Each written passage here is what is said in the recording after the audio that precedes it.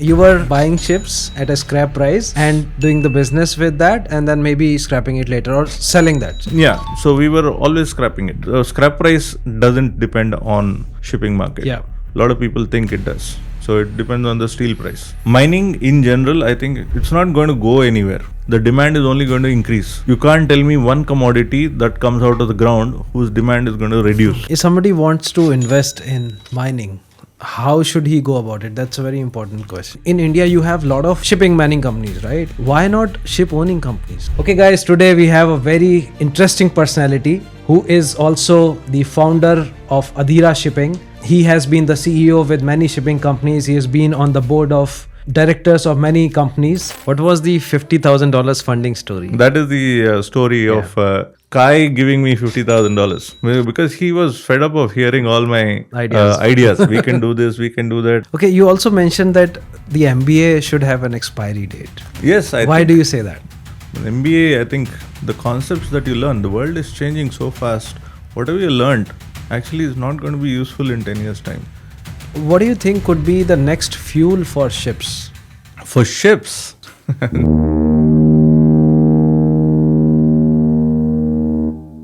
Okay, guys, welcome back to Port Podcast, your gateway to the world of shipping, sailing, and the global trade. I'm Captain Rajat, a seasoned marine pilot, and each week I sit down with maritime industry experts, trade pioneers, captains, startup founders, entrepreneurs to discuss the latest trends and the challenges the global shipping is facing. Whether you are a maritime professional or just curious to know about the forces behind global trade, this is your podcast. And for our sailing community, this is your way of learning new things beyond sailing, beyond the ships. Maybe you can utilize this in your day-to-day life, or maybe you could find opportunities to shift ashore. So please stick around. Okay, guys, today we have a very interesting personality who is also the founder of Adhira Shipping. He has been the CEO with many shipping companies. He has been on the board of directors of many companies. I will give you his full introduction because it's long. He started his shipping journey with the Barbers Williamson Group. He became master with Barbers. Then he was co-founder and managing director with NEPA Projects and Investments in Hong Kong. Then he took a break for 1 year just to introspect in himself and figure out what he wants to do. Then he became the deputy CEO of ABL, Asian Bulk Logistics, based in Indonesia. Then he was the CCO of ABL Group. He moved to Dubai into 2022 and he started Adhira Shipping and Logistics. Sir, I welcome Captain Sastry. Most welcome. thank you very much. To the Thank you, podcast. Rajat. Thank you for having me. Yeah. Okay. Sir, there's so many things associated with your name. You've been a CEO, CCO. First of all, let's come to that. How did you join shipping? Was it in your family that somebody was in shipping, or how did this happen? No, actually, I had no family in shipping. I am from a very lower middle class family in Chennai, and I was doing schooling, and I did not want my parents to give a donation for getting into engineering college, and I was state second in electronics, Straight second. and did not get. So you were academically good. I was, and I did not get a seat in engineering college in spite of that. So I had to decide. I had a friend of mine whose father was chief engineer on a ship. I didn't know anything about ships. It was interesting to know from him what he was doing. So Mushti Mohan, he was in Barbers, and he wanted his son to become a captain, and his son did not have the eyesight for it. So Was it color blindness, or was it no, he did not have the 6x6. 6x6? So That time the operation was also not very common. yes, and so he did not want him to be a chief engineer for some reason. So he was interested in me becoming a captain if I'm interested. So I showed a lot of interest in all his stories and what can happen on a ship and going around the world. And well, of course, I even got out of 12th too early. I was the youngest in the class, so I was only 17. And by the time I went on the ship, after going through the interview, in Barbers, in the interview, they asked me, you got 96%. How are we sure that you're not going to get in leave Correct. after we take. So I told him I am actually in Venkateshwara Engineering College. I left and came here for the interview. So I'm not leaving. So he, when we got onto the pre-sea training in 1990, it was in T.S. Rahman. That is the first time I came to know that actually most of the world eats non-veg. I did not even know that much. I was brought up in a very secure family upbringing in Chennai, very orthodox. So it was quite a different thing to know a lot of people in India. I've never been out of India by then. The first time I went out of India was when I joined my first ship as a cadet, and it was quite a challenge in the sense on that ship there were only 4 Indians, the rest were Filipinos. I've never seen a Filipino in my life. So you joined as a cadet? I joined as a cadet in Incheon, Babas. Yeah. That was my first ship. It was a handy bulk carrier. Bulk carrier. So Babas, one good thing that they did is they never repeated the type of ship I went on. Oh, very interesting. That actually at that time, when each ship I went on was a completely different one, ship. and I was always very not happy, I would say, for all the things that they were saying about why they were not promoting me because you don't have experience in any type of ship. Yeah, because you're just going around in different ships. Yeah, but funny enough, actually, that is the thing that helps me the most in my in my shore life. It actually is the best thing that can happen to you, that you have knowledge of all types of ships. True. You have knowledge of the working of all these types of ships.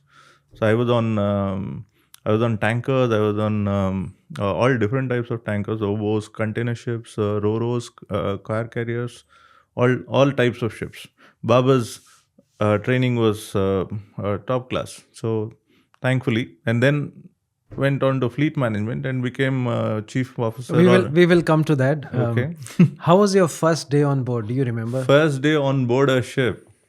You joined in Incheon. Yeah, I mean it was must be first flight trip to. Yes, first time out of India. Yeah, and I was not even 18. My father signed my contract. And I joined with the captain, who was first time captain. Captain Dildar Singh Obra, if I remember. Okay. And it was an experience. Did not know what to expect. Went on board, but thankfully the Filipino crew took very good care. The first thing I remember of doing on board the ship is the bosun, the Filipino bosun, calling me and telling me, "Don't worry about anything. I know you're only 17. It'll all be okay." Yeah. I said, "No, I'm not worried. Why do you think I'm worried?" But I did not know what my job was. And so he is the one who probably took care and made me understand what I'm supposed to do and what is expected out of me. And he even protected me from the chief officer and the captain. Correct. So that was quite a good experience. Any stories from the first ship that...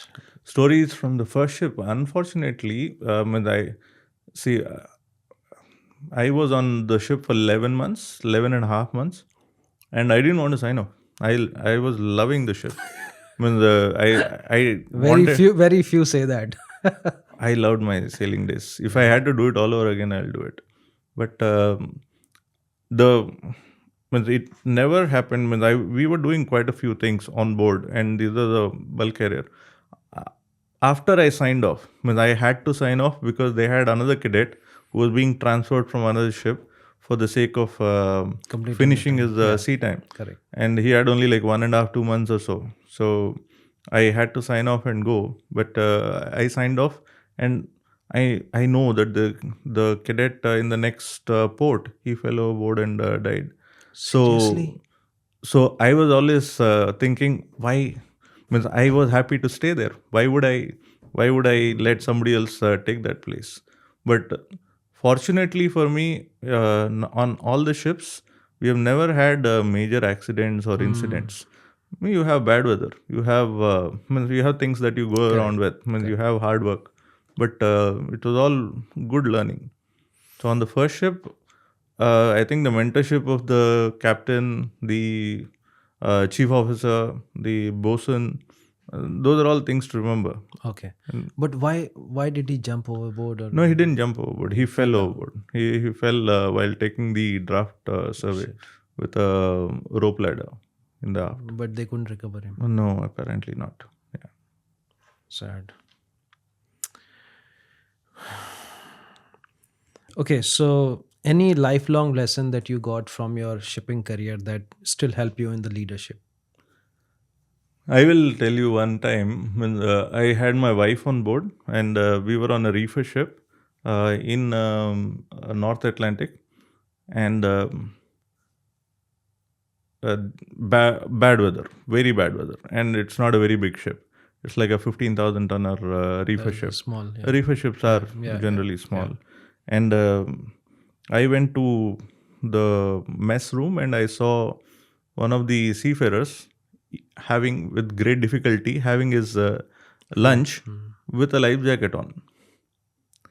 That hits me so badly that I know he's not, it is nothing personal. I know it is not about him thinking that I'm not a good captain.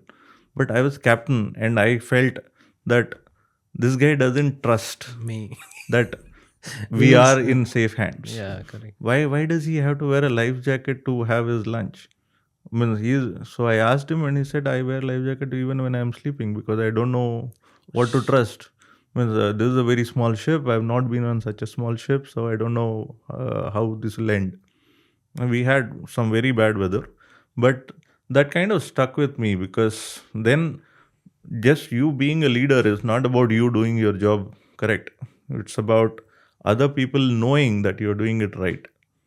And that kind of thing is something that I follow even now. I don't want just to be a leader who is only thinking about himself and puts himself first.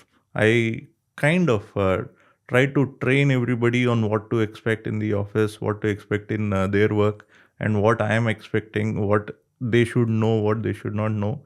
If they have more knowledge, probably they will trust you more for the sake of means in a ship of all the like on a plane, right? If you don't trust the captain, most of the people don't even see who's the captain. True. So they're fine, but on when they're basically putting their lives in the hands of a stranger. True. And they're comfortable with it, which is all right. On the ship, you are living and breathing with the captain for 6 months, 8 months, or nowadays probably even lesser. And you have a captain who just joined or a captain who is too new. I became a captain at the age of 26. I was the youngest 26. captain. So at that time, I can't expect 50-year-old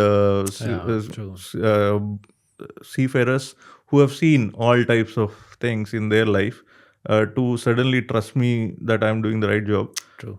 So irrespective of my age, irrespective of my experience, they have to trust that I know what I'm doing. And for that, to tell people what you're doing is very important. Okay. Maybe he may have some incidents in the past or maybe some accidents that is like, become like a subconscious thought in his. Possible. He was on a small ferry which was going around in Philippines, and there are a lot of accidents on those. It could be remnants of anything. It means, again, I don't think he did that because it is personally something against me, but it struck me. It struck me as something that I can do to let people have more faith. True. Interesting. Okay, so you were sailing with Barbers all the while, or you changed companies in between? I was with Barbers till I was chief mate. So I sailed with Barbers for 11 years. And then I went to fleet management as chief officer. Okay. And then again, completely different type of ship, a reefer ship. Never been on a reefer ship before. And did one ship as chief mate in fleet. And then they promoted me as captain on reefer ships. So the first time I repeated the type of ship was when I was captain. Interesting. Okay, and you sailed as a captain for a while, and then you shifted ashore, is it? I was 4 ships. I was captain for all 4 reefer ships, and it was star reefers, and they were not easy ships initially, but they got better as fleet was managing them. Sir, how did you change the shifts on the ship? Like, what was the routine that you made changes of? No, the routine changes that we made was helping everybody to concentrate on maintenance and also watchkeeping, and it does not put undue pressure on anybody. So the thing that we did was midnight to 5 o'clock is Second officer. second officer, then 0500 to 0800 is third officer. Chief Chief officer. officer. Then 0800 to 1100 is third officer. Then you had 1100 to 1400 second officer, 3 hours, yes. and then 1400 to 1900 chief officer, and then 1900 to 2400 third officer. So you're doing 5 hours, 3 hours 5 hours. instead of doing 4 hours. and it does actually help because the chief officer can be watching more of the deck, and he also can be useful with the maintenance, and he also can finish his day by 7 in the evening and start 1 hour later at 5 in the morning. Correct. So it does actually help everybody. And the second officer, he was supposed to do his chart corrections and everything else. Yeah, In those days, it was correct. paper charts. So he'll be there for the noon time for making the noon reports and everything else, and then he will have time for chart correction, not when he is on the watch. And the third officer will have time for Deck maintenance. doing his LSA, FFA, and then also doing his watchkeeping. So it does work for us. It worked quite well because we were on long voyages with reefers. But once you go on the long voyage, then you have short voyages along the coast. So it works quite well. For short voyages, you were still doing 4. No. No. We This one. continued this all through. And the crew was happy, like the officers were. Yeah, the officers were happy, crew was happy, and most of the time it was quite useful because they can plan their. Means you don't have to have anybody go and relieve the chief officer for dinner. You don't have somebody coming and you're not in the middle of something. You don't need anybody to relieve you. Correct. So that is one thing. Watchkeeping is one thing. We put a lot of processes, procedures on the reefer ship for the sake of monitoring. So fleet management always, after every ship, they told me, no, we will bring you ashore. But then they always say that for any captain who's joining, I think. And then they made an actual offer after my fourth ship as master. They made an offer. You can be a superintendent of quality and safety in Mumbai office. This was 2004 I'm talking about. So I said, okay, we try it. Were you looking for the opportunity, or No, it was just like not at all. You were enjoying sailing. I was enjoying sailing. I mean, I am a guy who's used to go on the ship for 6 months, 7 months. As a master, I was not ready to get off after 8 months. And the fleet used to love that. Correct. And I would go for a month and then I'm ready to join back. It was a very difficult decision for fleet also to bring such a master ashore. There was no need actually. They shouldn't have brought me. Interesting. Okay, so office calls you like, okay, there's an opportunity of becoming superintendent in Mumbai.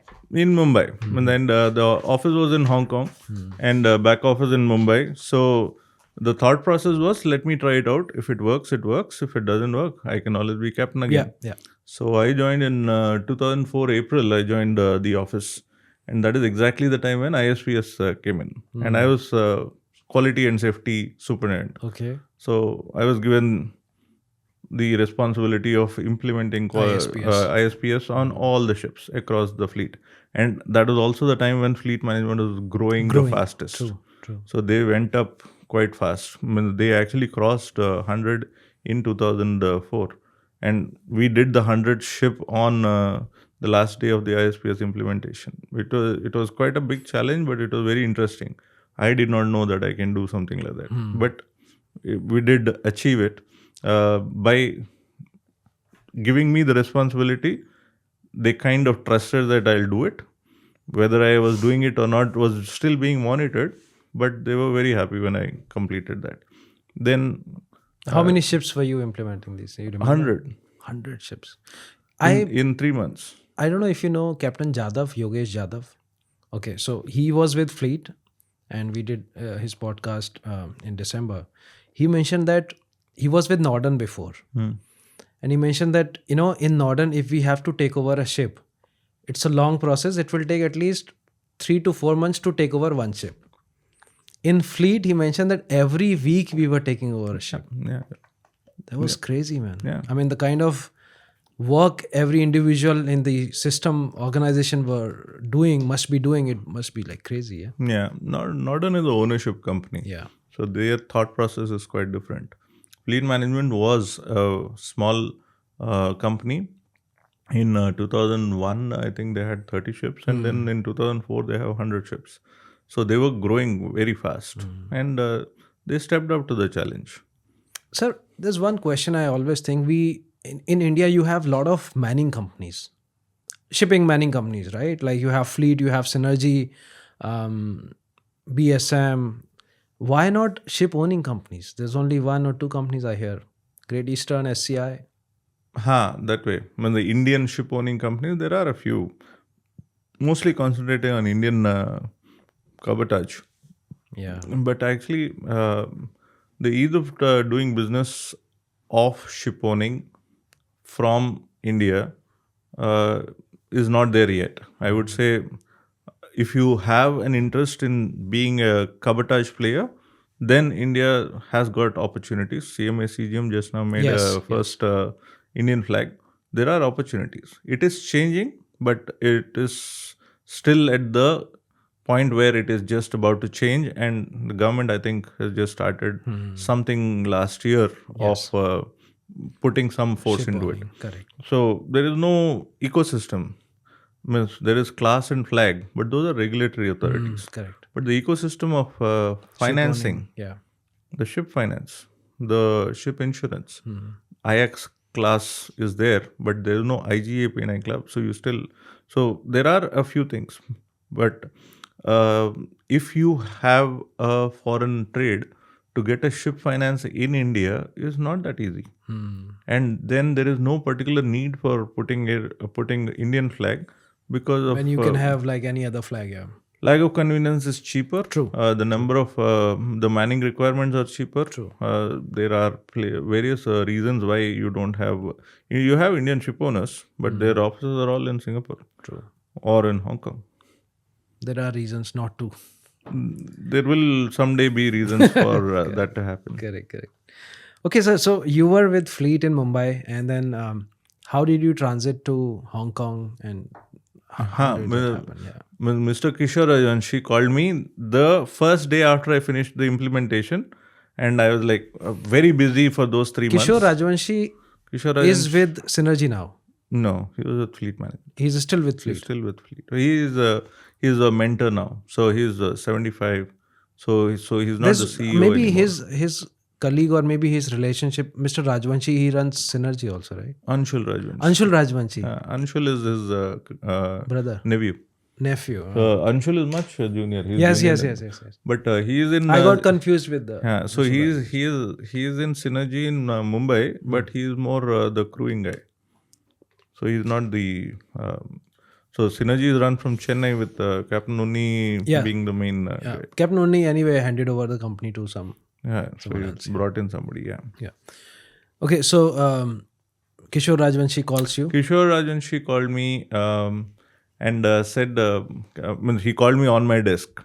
And at that time, talking to him was not something that you expect because he's still a meager superintendent.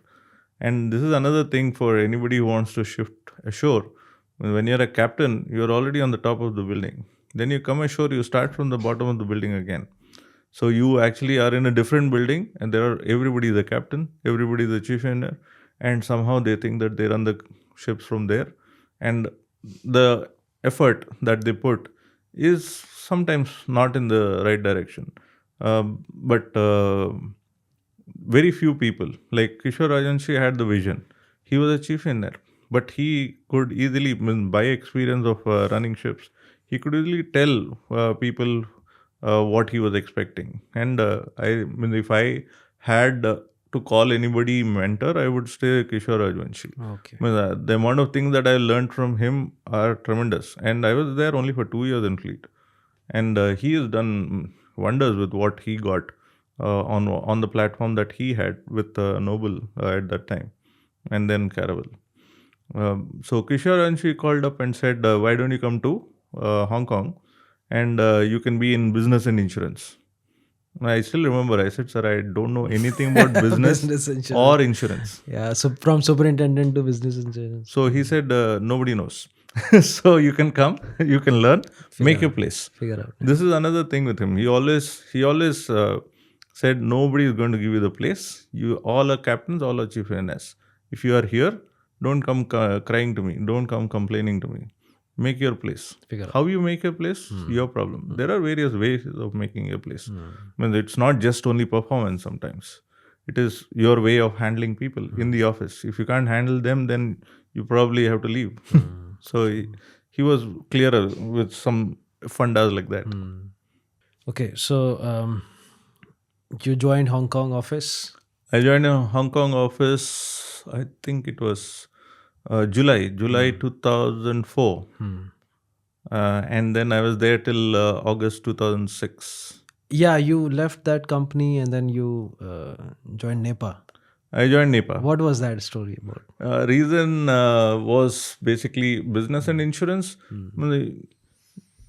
It was time probably. I don't know. I did not want to be a small fish in a big pond. So I was more intrigued by the commercial side of shipping. And I wanted to join a company which is doing chartering and commercial. Imagine when you're a captain, no, you just get orders that from here you go here. When you're tramping, Who gives you the orders? That's who is important. this guy Yeah, who gives these correct, orders? This is correct, amazing, right? correct, Somebody has thought about this trade, and Correct. somebody knows from here to here the cargo will move, Correct. and somebody knows your ship is fit for that, or you're the closest to the load port, True. or whatever reason. When I was captain on my first ship as captain, we went from Gibraltar across the Panama Canal to load in. From Gibraltar, we went across Panama Canal to load in Ecuador. And then we crossed Panama Canal and Suez Canal and went to Jeddah to discharge bananas. And from Jeddah, then we go to New Zealand, south of Australia, go to New Zealand in ballast with a 15,000 tonner. Who decides this? This was... And I'm sure it must be making money. That's why you got somehow this it makes money. So I wanted to know the commercial of that. And so NEPA, again, just luck. I met Kai Ein, who is the guy who was running NEPA, a German guy, and very down to earth, very innocent, very smart guy, but very commercially savvy. And he wanted somebody to do operations, and they were a very small company which nobody knew about. They had 3 Germans in the office, and that's it. There was nobody else. In Hong Kong, you met him? In Hong Kong. I met him at the children's playground. Okay. So I joined as operations manager, and then I was giving them all these other ideas on what all can be done, can be possible. So I joined August 2026, and 2006. 2006. Yeah. 2006. That's already 19 years now. And I started NEPA Projects and Investments in 2007. Yeah, I was about to come to that. What was the $50,000 funding story? That is the story of Kai giving me $50,000 because he was fed up of hearing all my ideas. We can do this, we can do that. I was kind of coming up with ideas which can happen, but I don't know exactly how to execute them. I have never done it before. When the commercial side was intriguing me, I had ship management background, I had quality and safety background, business and insurance background. In business and insurance background, I did learn a little bit about the operating cost of the vessels and how to estimate those. So I was trying to put together, and the market during that time, 2006-07, the market was racing up. Everything that was floating was making money. Correct. So I had to just get somebody to buy a ship, and we run it, and not the technical part of it, but the commercial part of it. But I did not know how to structure it, how to put it. So Kai actually helped me quite a lot in understanding the commercial side of business. And So were you chartering that time? No. yeah, You were chartering. We were charter. That's how you got the idea of, okay, I need somebody So who can own a ship and we will charter for it. Yeah, NEPA Shipping is still there in Hong Kong. Very big operator of general cargo from China into Mediterranean, and that was their business initially. When I joined, that was their business. Then we did a lot of things with NEPA Projects and Investments, and that all started with this $50,000 because Kai over a drink said, "I'll give you $50,000. Can we not talk about this and do something?" And if you just keep talking about this but not do anything, we have to do it someplace. Correct. So he said, "I will make a separate company for you, and you run that company. You tell me what you want as resources, but the money I can't give you more." I said, "I don't need. I'm not going to put our money. I'm going to get somebody else to put the money, and I'm going to get somebody else to invest. But we act as if we are the owners, and we act as so we take on charter." No, I said, "No, we don't take on charter. We do project management." So the whole concept was very new to them, but also it was very new to shipping, and it was also new to me. It's something that I came up to reduce my risk, and that became our regular business of project management and commercial management. So you brought 7 investors to invest that was- 14 million in bulk carrier. That is the third ship that we did. Third ship. The first ship was a gas tanker. So we bought the ship from Eitzen and chartered it back to Eitzen. Okay. So the owner was a Japanese guy who knew me, and he put money to buy the ship. And so he wanted to be an owner. So he just has to, but he didn't know how to be an owner. And funny enough, he's a ship spare supply guy in Japan. But he had the money and the market was going and he wanted to own a ship. So he said, "Can you run the ship as if you're the owner? Because I don't know how to do it. So you take the decisions on technical management, you take the decisions on flag and class and ship owning and sale and purchase. And all that I learned by doing. And that 50,000 I returned it back to Kai in 1 month. And I also heard that you made this $50,000 company to $300 million company in 3 years. It was not in 3 years, but there was an opportunity to do it even bigger in if the market would have raised in 2008 before it fell, right? Oh yeah. Before that. So we did, when I did that, I had a template. Then I got a few investors. I did not get actually. NEPA had a few friends, Dutch friends, who wanted to buy a ship together in the same model. And same model, you run it. We don't know anything about it. So these 3 investors were there. I went for the closing of that ship in Greece. The owner had another ship. So he offered that to me and he said, "Take it in February 2008. It's on charter. So you take it then. But tell me," I said, "I don't have any money for something like this." He said, "Tell me." So we fixed the price and I'll give you 15 days. You tell me whether you are able to raise the money. Otherwise, there's no deal. So I was very excited. I came back and then I spoke to everybody I can. And to a great extent, the market helped. The market everybody was ready to invest. Everybody was upbeat about the market. They never thought anything is going to happen. So we bought that ship for $13 million in 2008. We bought it in 2007 and took delivery in 2008. Okay, so what happened when the 2008 global crisis happened? Yes, actually, when this ship which we were talking about, that ship I sold. I sold because it was February 2008 we took over, and we were chartering out that ship for a lot of money. It was at that time a 27-year-old 45,000 tonner, 47,000 tonner Handymax bulk carrier. That's all it was. Nobody at this time, in today's age and time, you will not get any business for that ship. So we took delivery in Singapore. Then we loaded bagged rice from Thailand into West Africa. And during that time, the rice prices went up. The shipping market went up. Then I chartered from West Africa. I chartered the ship to Oldendorf at $72,000 a day for going from Conakry and loading bauxite and going to Ukraine $70,000 that time. for a 45,000 tonner, 27 years old. 27 years old. And that was What the a height crazy of market. Yeah. that was the height of the market. A lot of people made a lot of money. A lot of people lost a lot of money in that. And then the next voyage we then fixed from Black Sea, Turkey. We fixed at $40,000 a day from Turkey into PG. So when we came, Where? so we had Turkey too? we had steels. So we came from Turkey. We came to Jebel Ali. Oh, okay. And then when we were on the way, the market was still falling. The shipping market was falling.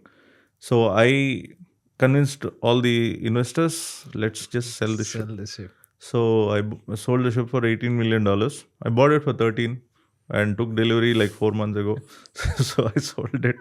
And then what happened? Then means we were a little bit greedy. so we had one more, means we had another 1 month to go. So everybody said, we don't want to miss the cancelling on this one. The owners are in Kuwait. So just go to Kuwait, sit there, wait for them and deliver it. Said, we have 30 days, not to worry. So I went to Goa and loaded iron ore for $20,000 a day and came back to Kuwait. The ship is not berthing. We cannot, if we miss the cancelling date, then the guy can walk out of the deal. Correct. Then So he has put up a deposit, but he can walk out the deal if we delay. miss the Correct. late days for delivery. We asked him also if he can extend the laycan. He said no, which also is a good indication that he's going to renegotiate. He may still renegotiate, but luckily, after a lot of hassles, the ship berthed and completed discharge on 30th of September, which was cancelling date, and came out, and we delivered the ship. And we did the closing on 30th of September in Singapore. And 1 week later, Lehman Brothers happened. and the Kuwaiti guy was a very decent chap. He called me back and asked whether I can manage the ship for him because it was worth $4 million now. But they had their own cargo, so they did not lose out much. But it was not about them losing out. It was about our investors got the confidence that we can do this again and again. Unfortunately, the market did not give the confidence afterwards because in good conscience, I cannot go and tell them, I have this ship, I have this charter, let's put this together. Could not do that kind of projects anymore. Correct. Then we went and started buying companies because that was the best way of making use of the money that we have made. And we have the investors pool now. Correct. Who already tasted success. Okay, so there's also one thing that we discussed, that you managed to convince your boss to work for you. Ex-boss. I think everybody knows who I'm talking about. Mr. Sanjay Shesh. He was my boss when I was in the Bombay office of fleet management. I kind of convinced him, but he's a gem of a person. He is excellent if he's on your side. And when he's against you, no, you don't want somebody like that against you. He's a very nice guy, but as long as he's on your side. And he was running a company in Hong Kong. And in 2009, like everybody else's businesses were failing, his company's investors wanted to pull out and business was failing. So I bought that company. That company is called Grey Cells. Okay. And I bought that company, and the signing bonus and the kick was Sanjay Shesh now will work for me. He's a good guy. He doesn't have that kind of ego. He was happy to do it, and he was happy that I'm coming in. I asked him to keep his position. I will not interfere in the business. You run the business yourself. So I kind of bought the company with the intention that, of course, he is working for the company, so he's on my side and he will do a good job. And also that I can use him for something else.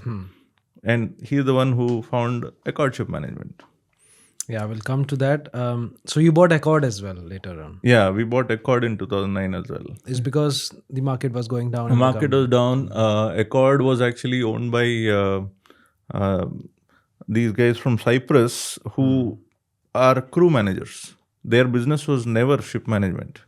And they had some, Accord was always a livestock carrier management company. Accord, funny enough, is a breakaway from Babas.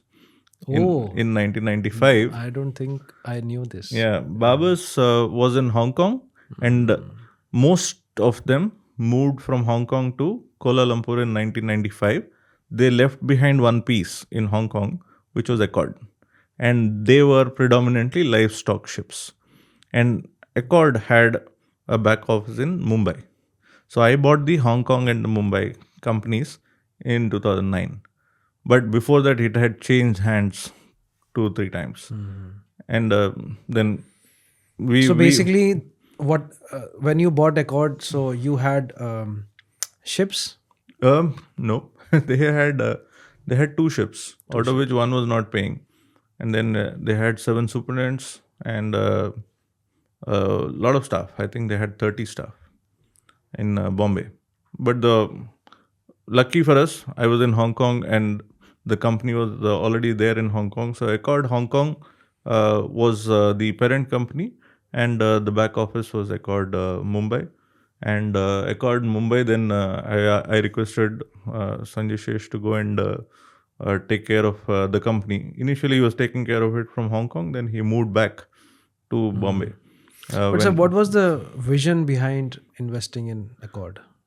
Actually, vision behind any ships or any companies is to make money. There is no love lost whether you have it or not. There is the attachment. No, because that time the market was going down. So how did you know that this investment is going to make money for you? It wasn't. It was a very small investment, if you ask me. Okay. And small in the sense only because the legacy that that company had was quite good. Interesting. It was a 1995 company which has been there. It has been around, but probably not managed properly. Did not have a plan. Did not have a vision. And when Mr. Sanjay Shesh went and started running the company, then from 2 ships, we removed all the superintendents on the first day and put all new superintendents. But all the other staff we did not touch at all. And then we grew the staff.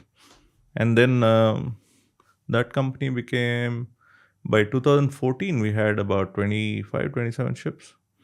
So we were healthy enough, and we grew again. Correct. And we had enough reputation in the market. And that is when we went and started when we again started doing things which other ship management companies don't do. Innovative thought process. We changed the business model of the ship management. We did things like we went to take the example of transshippers in Goa. There were many transshippers owned singularly by various mining companies or some people. Vedanta, yeah. Vedanta was there, Salgaonkar was there, Dempo was there. Correct. And they all are, luckily for them, in Goa, they can get from captain to steward, they can get everybody Yes. locally. Yes. That is unlucky also for them because everybody will just go home and you don't know how many people are there and the boat is coming and going and they are not signing off, but they are actually home most of the time and they are moving from one transshipper to the other for $50 more. Yeah. So it was very difficult for them. So we went and gave them a solution that we will take all the staff on our payroll. You give us all your ships. We will not have shore leave. Okay. We will do 1 month on, 1 month off. It will not matter for this crew on whose transshipper they go. Correct. And they can go home, but once a month. Yeah. And so you save not just on, you are not competing on salary. You are making it more efficient with the operations. You are not even having a boat every day for going up and down. And you're saving money on the boat. You're having consistency of crew. and all the crew know all the transshippers, so they are interchangeable. Correct. So that kind of a solution, then we got a lot of transshippers. In we got some of, means at one time we had the world's largest transshipper and the world's oldest transshipper under management. What was the name? From Goa, Odisha? No, what was the name? Orissa is 70s built. Yeah, it's The old largest one it was was Goan Pride. Goan Pride. Goan Pride was Cape size. Okay. This And was 240 or 260 meters. Odisha. Cape size. Yes, I can't remember the length, but it was after modification. It was 150,000 tonner. And then we had the oldest transhipper. We did the 10th special, So under which company you were manning these all under record. Accord? Okay. All under record. So that kind of solution. And where there was a time when the market started bouncing back, and all these old ships owners did not have anybody to manage these ships. So then we made a thing that we'll have one superintendent for 2 ships maximum. So that created a lot of buzz, because then we got a few more ships, only because Hong Kong ship management companies or Singapore ship management companies, they cannot afford to give one superintendent Yeah, exactly. for 2 ships. Indian ship management company can, so we did. Then we also came up with if the ship is lesser than 15, because we were also commercial in Hong Kong. We said if the ship is less than 15, we'll give you a fixed budget.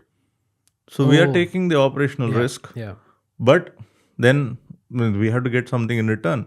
So we have a higher budget, but it is fixed. So owner doesn't have to look at the accounts anymore. They don't have to worry about where is the ship manager making money. It doesn't matter. The ship manager is giving you a budget and sticking to it.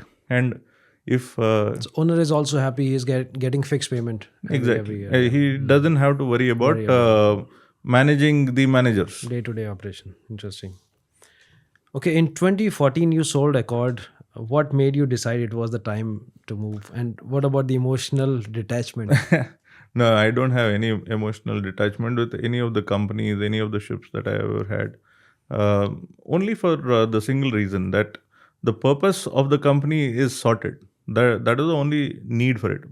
Any ship also, means every ship has to finally make money. Otherwise, it's not the right ship to be with you anyway.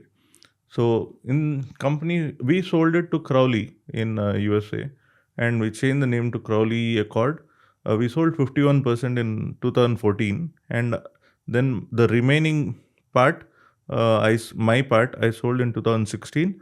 The idea was I will still help them for 2 years to run the show. So Crowley, let's say I bought it much cheaper and sold it much better. So What are the numbers? I bought it for 5 figures, sold it for 7 figures. So Interesting. it was not a bad deal. In end, means we didn't have, means we had because of Accord, we also had some new leads into commercial. We got logs business as commercial managers. We got rice business as commercial managers. We got means we went into a completely, means from project management then to ship management, then we went into commercial management because of Accord. I mean, that is the platform. If you consider that as a platform, then you will not be You must have emotionally. had a lot of learnings from Accord. Yes, and of course, the day to day was not being done by me. So for me, it is transactional. Yeah. So should be okay. Okay, so you also mentioned that you used to buy ships intended for scrap and then run them for operations. And what is it? Can you share the FimBank scrap buyer story? What was the calculated risk? Yes. When that came in when we bought these ships in 2007 and 8 with investors, and we sold them. Then the investors were always behind me to give us more businesses. So I even brought them into buying the companies. Whatever companies I buy, I always had my investors with me. I still have the network, and I still, whatever deal I do, I still go back to them. And The first time I did that, I went to Fimbank. Fimbank is very famous. It's in Dubai as well. It's a Malta bank. They finance scrap buyers. So we had a good deal, and we were doing a lot of sale and purchase. So we started a sale and purchase broking company also in Hong Kong, and it was already started. We took a share in You it. did so many things. Yes. You must be like the Wikipedia of shipping and I commercial. know a little bit, yes. Interesting. Because sale and purchase and then Sale and purchase. commercial. Yeah, I used to go to law firms in Hong Kong and give them lectures on how to do sale and purchase. I never used a lawyer for sale and purchase till now. I've done probably 75 at least. And there we see these opportunities. And when we saw an opportunity of buying ships in South America from Chilimar or from any country like Chile. Government company has got a lot of ships. They want to renew their fleet. Correct. Their people are all Chilean. They trade only in Chile, Argentina. Yeah. So I took delivery of the ship in South America and then traded. I had a ship called Sea Paros, which then we bought. Means we bought it for scrap price in China. The scrap price doesn't depend on shipping market. Yeah. A lot of people think it does. So it depends on the steel price. So we went to Fimbank. Fimbank finances 40 to 50% or maximum 60% of the scrap value of the ship. And we were happy with that. This ship was already on our charter. It had done some things. And me and Kai, over a drink again, we said we have to name something very nice with this. So we named that ship Kate Morski. I wanted a Z, I wanted a K, I wanted all the Polish kind of feeling to it. Right. So that ship ran quite well without any operational issues. And some of the investors believed that, okay, it will run. And means I could easily, we bought it, I think, 3.7 million, something That's like it. that. And then? And all the it basically relating to scrap price. It was basically Indian scrap price minus the mobilization cost from China. So there was one investor, Hans Splithoff, from the family of Splithoff, which is a very big Dutch company, which is still there, but he is from the family. And Hans Splithoff said, I don't believe in this business. So I said, okay, give me $1,000. I said, what will happen with that? I said, see how it is going. So give me $1,000 so that you can get all the monthly reports. We will manage it. We will show you how we are managing it. You'll get all the P&L. And I had that ship financed by Fimbank. And then Fimbank said, after 6 months, you have to repay it and then we'll pay you again. So the ship was running well. So we ran it for 6 months. Then we repaid and got the money back again. Then we ran it for another 6 months. It was coming up for dry docking and all that. It was not worth doing the dry docking. Okay. Then we turned around, we sold that ship. That ship, just to give you an idea of how much people made, when Hans Splithoff put 1,000, I paid him 1,350. 1,350. Okay. Just to give you an idea. So you can imagine what happened to the others who invested. Interesting. Okay. So you were buying ships at a scrap price and doing the business with that and then maybe scrapping it later or selling that. Yeah. So we were always scrapping it. So we were buying it for scrap, but doing the last voyage. So at least getting the money what you invested. Yeah, we had started that like a project. Each ship is a separate project, separate P&L, separate list of investors, and structure it properly, finance it properly. That's a good business model still. Yes, it is still. And there was a time when that was the right business model. And during that time, we did about 24, 25 of those ships. Only doing this, all types of ships. We had owners with whom we had a deal for buying all their ships because they want to renew the fleet. So we bought all ships. So we just had to sign a contract once Yeah. and then put a price and sign an addendum for each ship.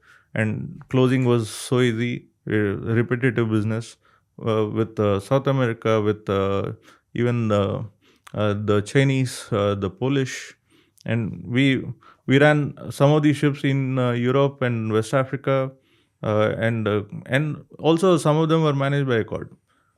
Okay, so let's come to the story of your MBA.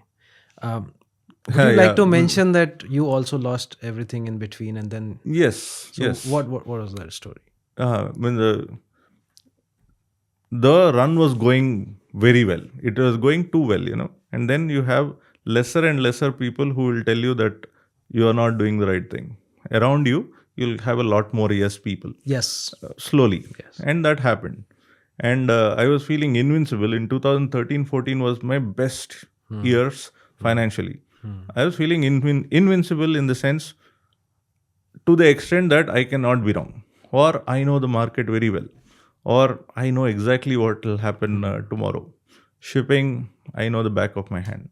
Not to worry. Invincible. The only word I can say. 2015, then we took on way more than what we should have taken on, and we took ships on longer periods. We always did short durations. We never did long period. So we were playing the market, which we never did.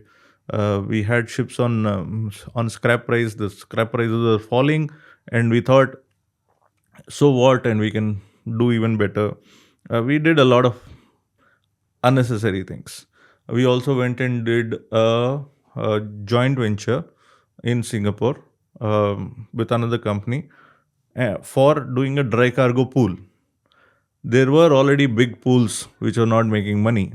We said, no, no, we'll make money. So, not to worry. So, we started that in 2015. So, there was a time when I think it's about 6.5 months. I was losing about $60,000-$70,000 a day on all the businesses. Uh, I'm a person who gets up in the morning and jumps out of bed. So, February 14th, 2016, if you look historically, that is the day the BDI was the lowest ever.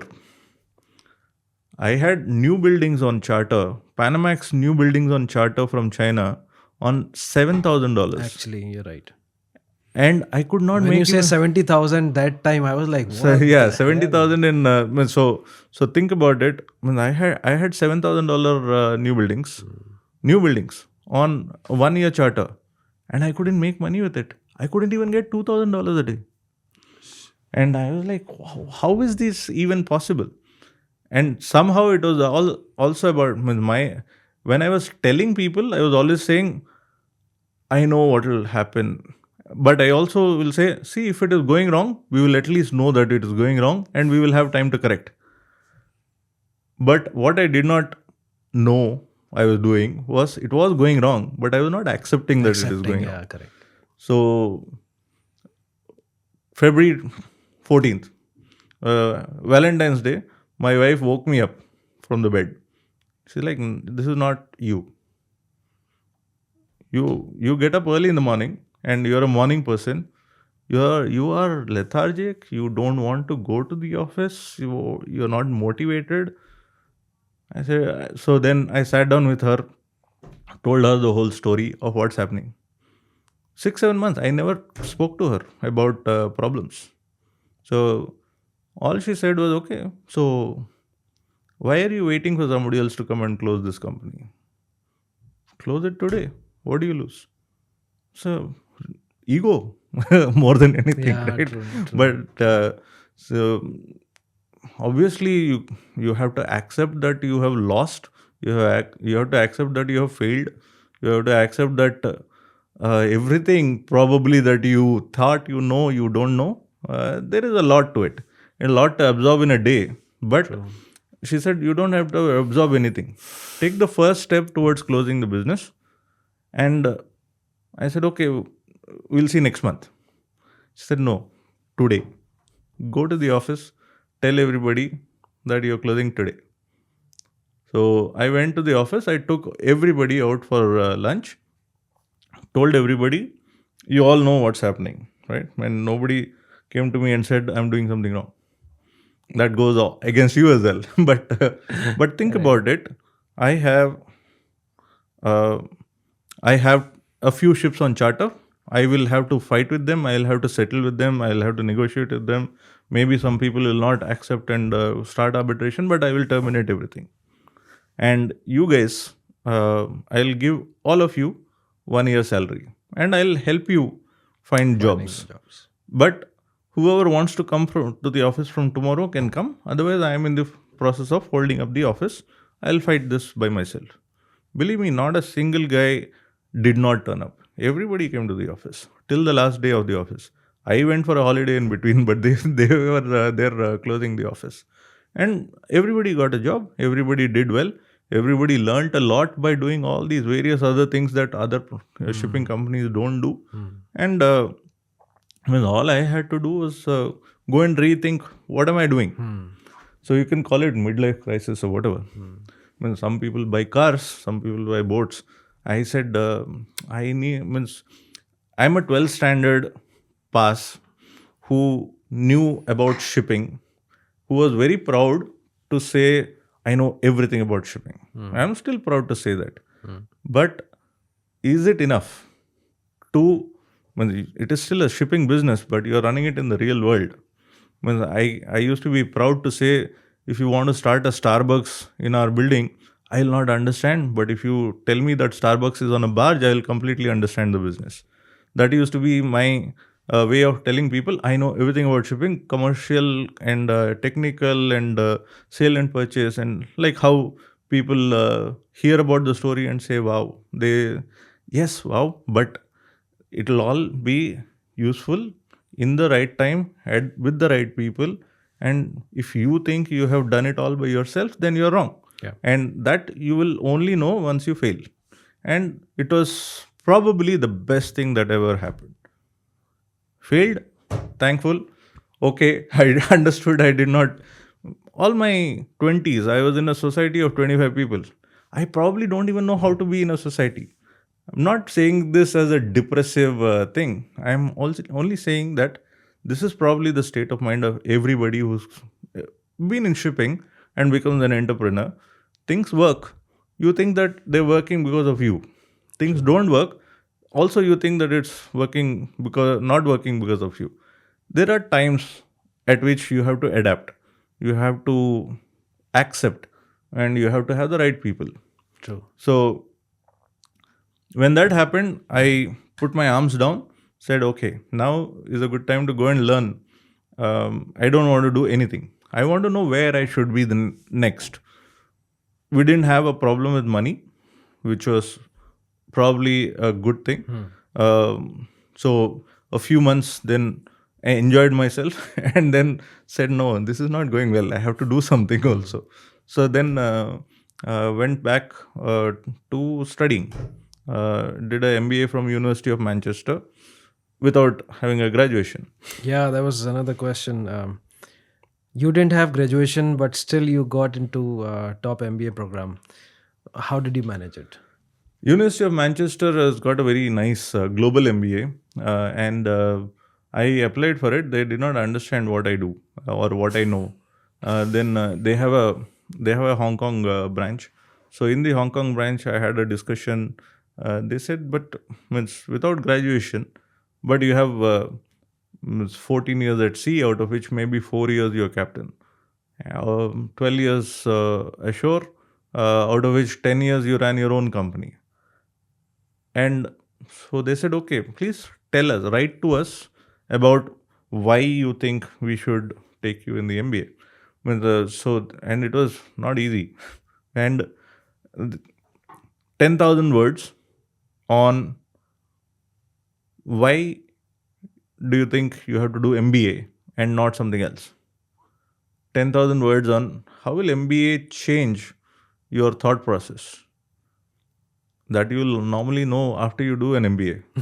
True. But because they wanted to know what are you expecting out of this. And then the third thing that they asked, again 10,000 words, was how are you going to apply what you learn? how is it useful to you? And believe me, I still use it. I use it in my office. I use it in my day-to-day life, and well, good decision to do it. And I suggest everybody should do it in their midlife. Midlife crisis. Yeah, you were 42 when you did MBA, right? Yes, I was 42. I was the oldest in the class.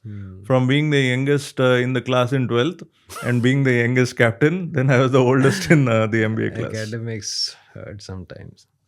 Okay, you also mentioned that the MBA should have an expiry date. Yes, Why do you say that? You have a certificate of competency for being a captain, right? It's got a expiry date. You have a refresher course. How can any course be good enough for the rest of your life? In MBA, I think the concepts that you learn, the world is changing so fast. Whatever you learned actually is not going to be useful in 10 years' time. And it is left to you to do new courses, new refresher courses of your choice to keep your MBA. But then how is MBA of 1960 valid now? I mean, even when you are doing the MBA course, you will see a lot of case studies are from 30s or 40s. 1940s case study in 2020 doesn't make any sense. I mean, you actually have different problems now than what you had. And you will have different problems in 10 years' time. True. So it should be conditional that you are doing some refresher course. And that refresher course should update you to today's problems, today's management.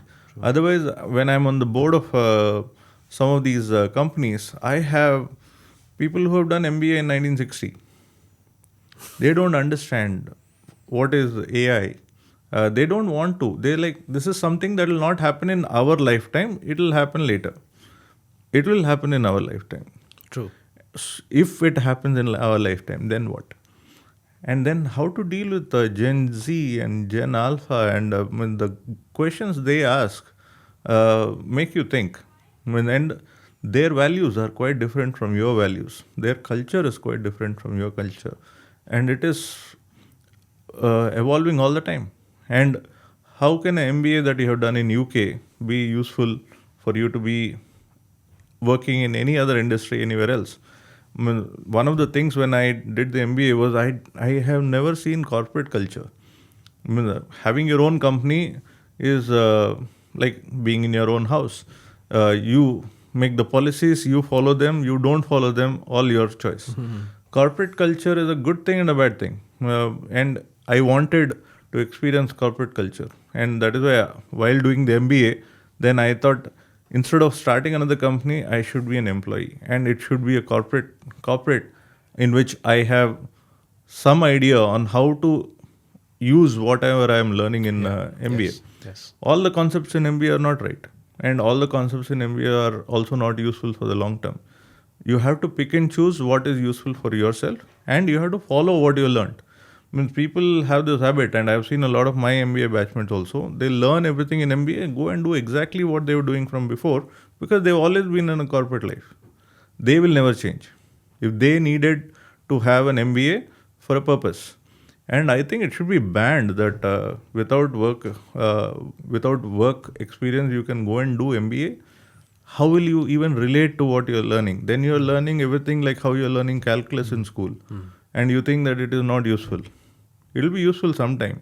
Sometimes it is useful, but MBA, you have to know how to apply it. If you don't know what you're learning this for or where you're going to apply, then you need to refresh.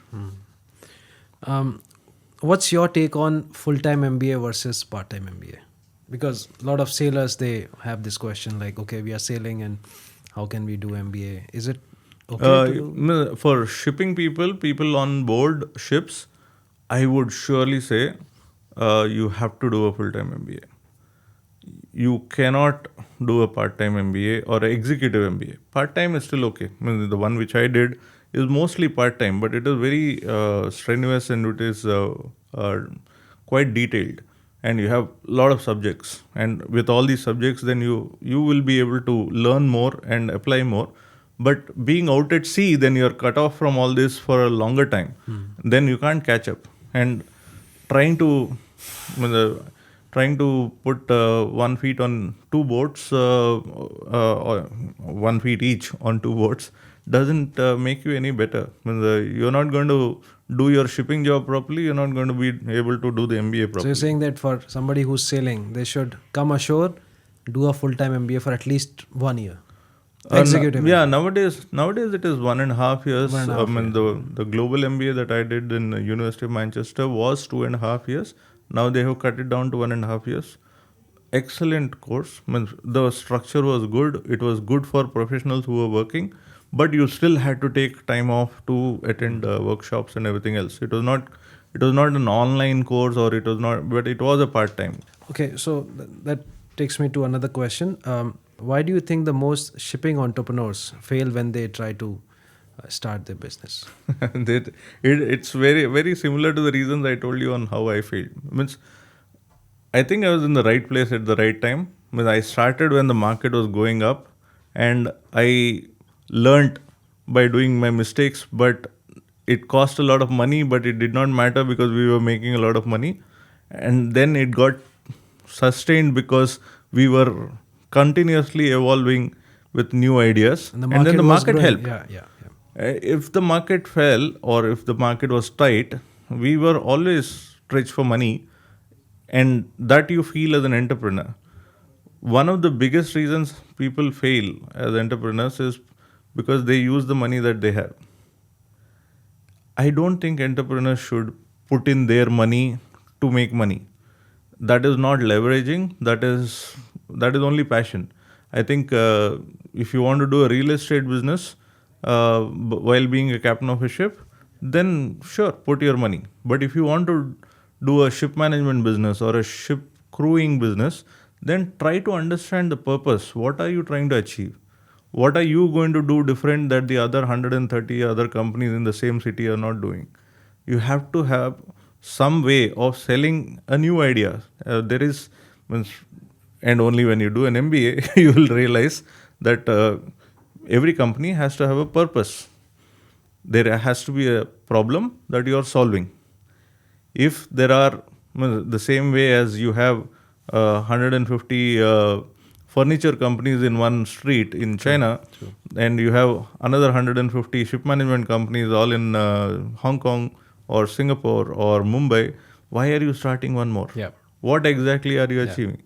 You don't achieve anything, and then you say you're struggling because you're not able to do anything more. And every time you meet your friends, all you're talking about is how to get one more ship. That is your aim in life. You forget what is the purpose. The purpose of having a company is to make money.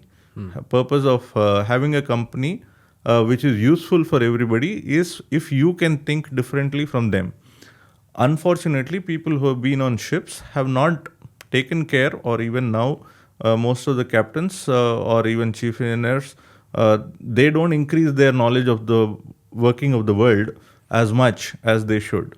And they probably are coming, even though it is a shipping business, it's still done on land, they are completely new to the surroundings, and they don't have the ecosystem. Fortunately for me, I had the ecosystem. We did well, but when it failed, it was completely me, and then when it succeeded, it was everything else. So it was, and if you should actually think about it as, unless you're passionate about what you're trying to do, or you're completely different from somebody else, then you'll not do well as an entrepreneur. True. Any ship captain, I have done this before in Chennai in some colleges, like Shark Tank. Pitch your ideas. I'll tell you whether it will work or not. Correct. And that is still my perspective. And I may be wrong, but you may have a better idea. And still, that said, there is a reason why there are more ship management companies coming up, and they are also doing well. There are more crewing companies coming up, they are also doing well. But 1 out of 100 probably are doing well. Not everybody is doing well. The other 99 are ship captains who just go back sailing. The biggest problem with seafarers when they start business is that they think that if this doesn't work, I'll go back sailing. Correct. Once you close that door, then you have more pressure to work on what your passion is. Correct. So basically you're saying they always have the contingency on the back of their mind. That's why they go Even back. I had. Yeah. Even I had. I even renewed my license just in case. It's very easy to say this, right? But in practice, I understand where they come from.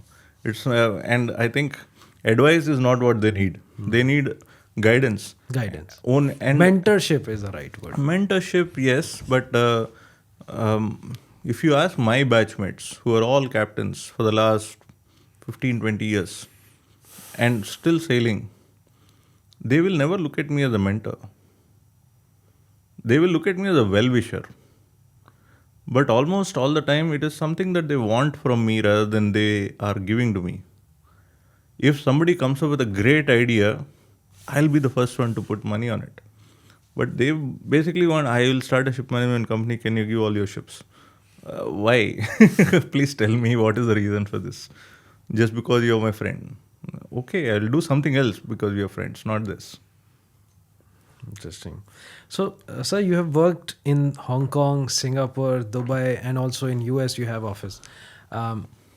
So, what is the work culture in those countries, and how do you differentiate working in all these different countries? See, Hong Kong is, all these cities. Hong Kong, they were welcoming, and they were making life easy. They were making hiring easy.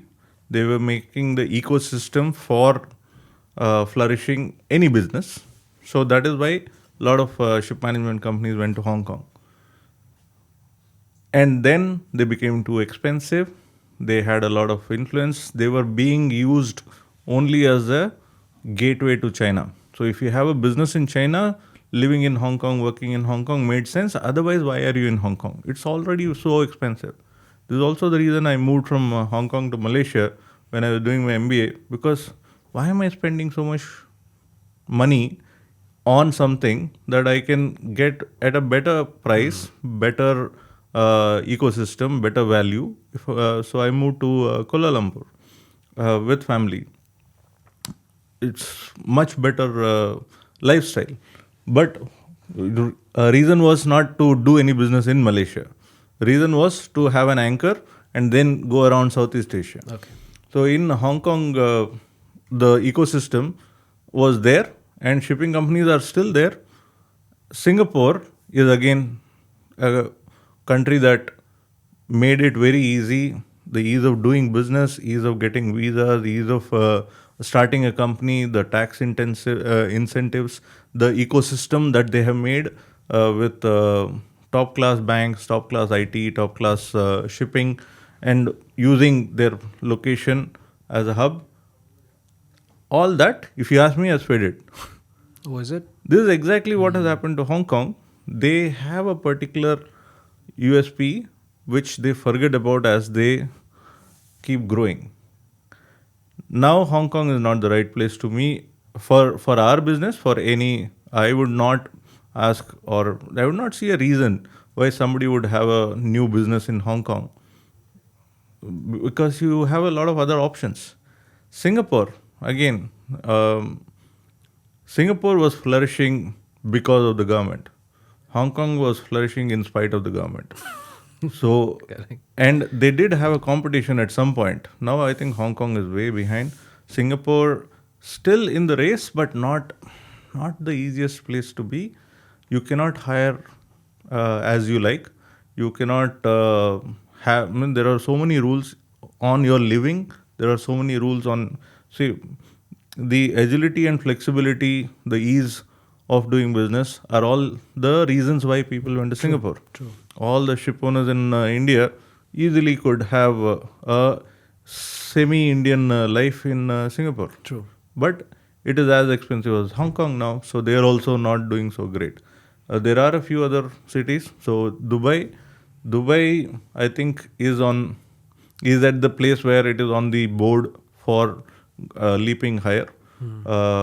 Our business is mostly concentrated on Africa. Dubai connectivity is very good. Time zone is very good. The weather is not great, but the ease of doing business is very good. I can hire whomever I want. I can easily open companies, easily open bank accounts. means we complain about bank accounts taking a month and a half. You go to Hong Kong and try it. Go to Singapore and try opening a bank account. Next to impossible now. Why they make it just more difficult for themselves to survive or compete? They forget their competitive edge as they grow, and this is the time for Dubai. And I'm sure in another 10 years it will be something else. I hope it is Mumbai or something like that. But it'll not be easy, because we are comparing cities with country, right? So we can't really compare it with India. Correct. When these are all, Hong Kong is easy to manage, easy to control. Singapore easy to manage, easy to control when compared to India, kind of a thing. But I still see the potential in India, and potential for India to grow. Something like the gift city or Gift something. City, I was about to go. If they can develop that idea as a free zone, Yeah. Dubai is already there. Yeah. Dubai is only going to peak in the next few years. True. But I'm sure as that happens, as you have more people, if they don't strangle all the rules, and they don't make everything that they are competing on, if they don't make it better, there will be somebody else who will take over. And Riyadh is trying their best to take over Dubai's business. Dubai's business, Abu Dhabi is trying their best to take over Dubai's business. Abu Dhabi is sponsoring companies to come and set up their company there, and they're even doing 1 year rent free, and first year all staff salaries are paid by the Abu Dhabi government for you to shift your business there. Really? I didn't know that. Yes, but not all the sectors. Yeah. They are choosing the leaders in sectors. Okay. And for each sector, they have identified top 5 companies, 10 companies, and for them, they're making the ecosystem for that. Interesting. And the same thing with Riyadh. Riyadh is not taking companies. Riyadh is taking people. Whatever salary you're getting here in a company or in a hotel. When I have a friend who was working here in Shangri-La, he's left and he's in Riyadh in Marriott. He's getting much more salary. Family is still happily living here. So it's becoming like Malaysia, Singapore. Here, Dubai is still cheaper, and Riyadh is more difficult living conditions. Keep family there and take a 1-hour flight.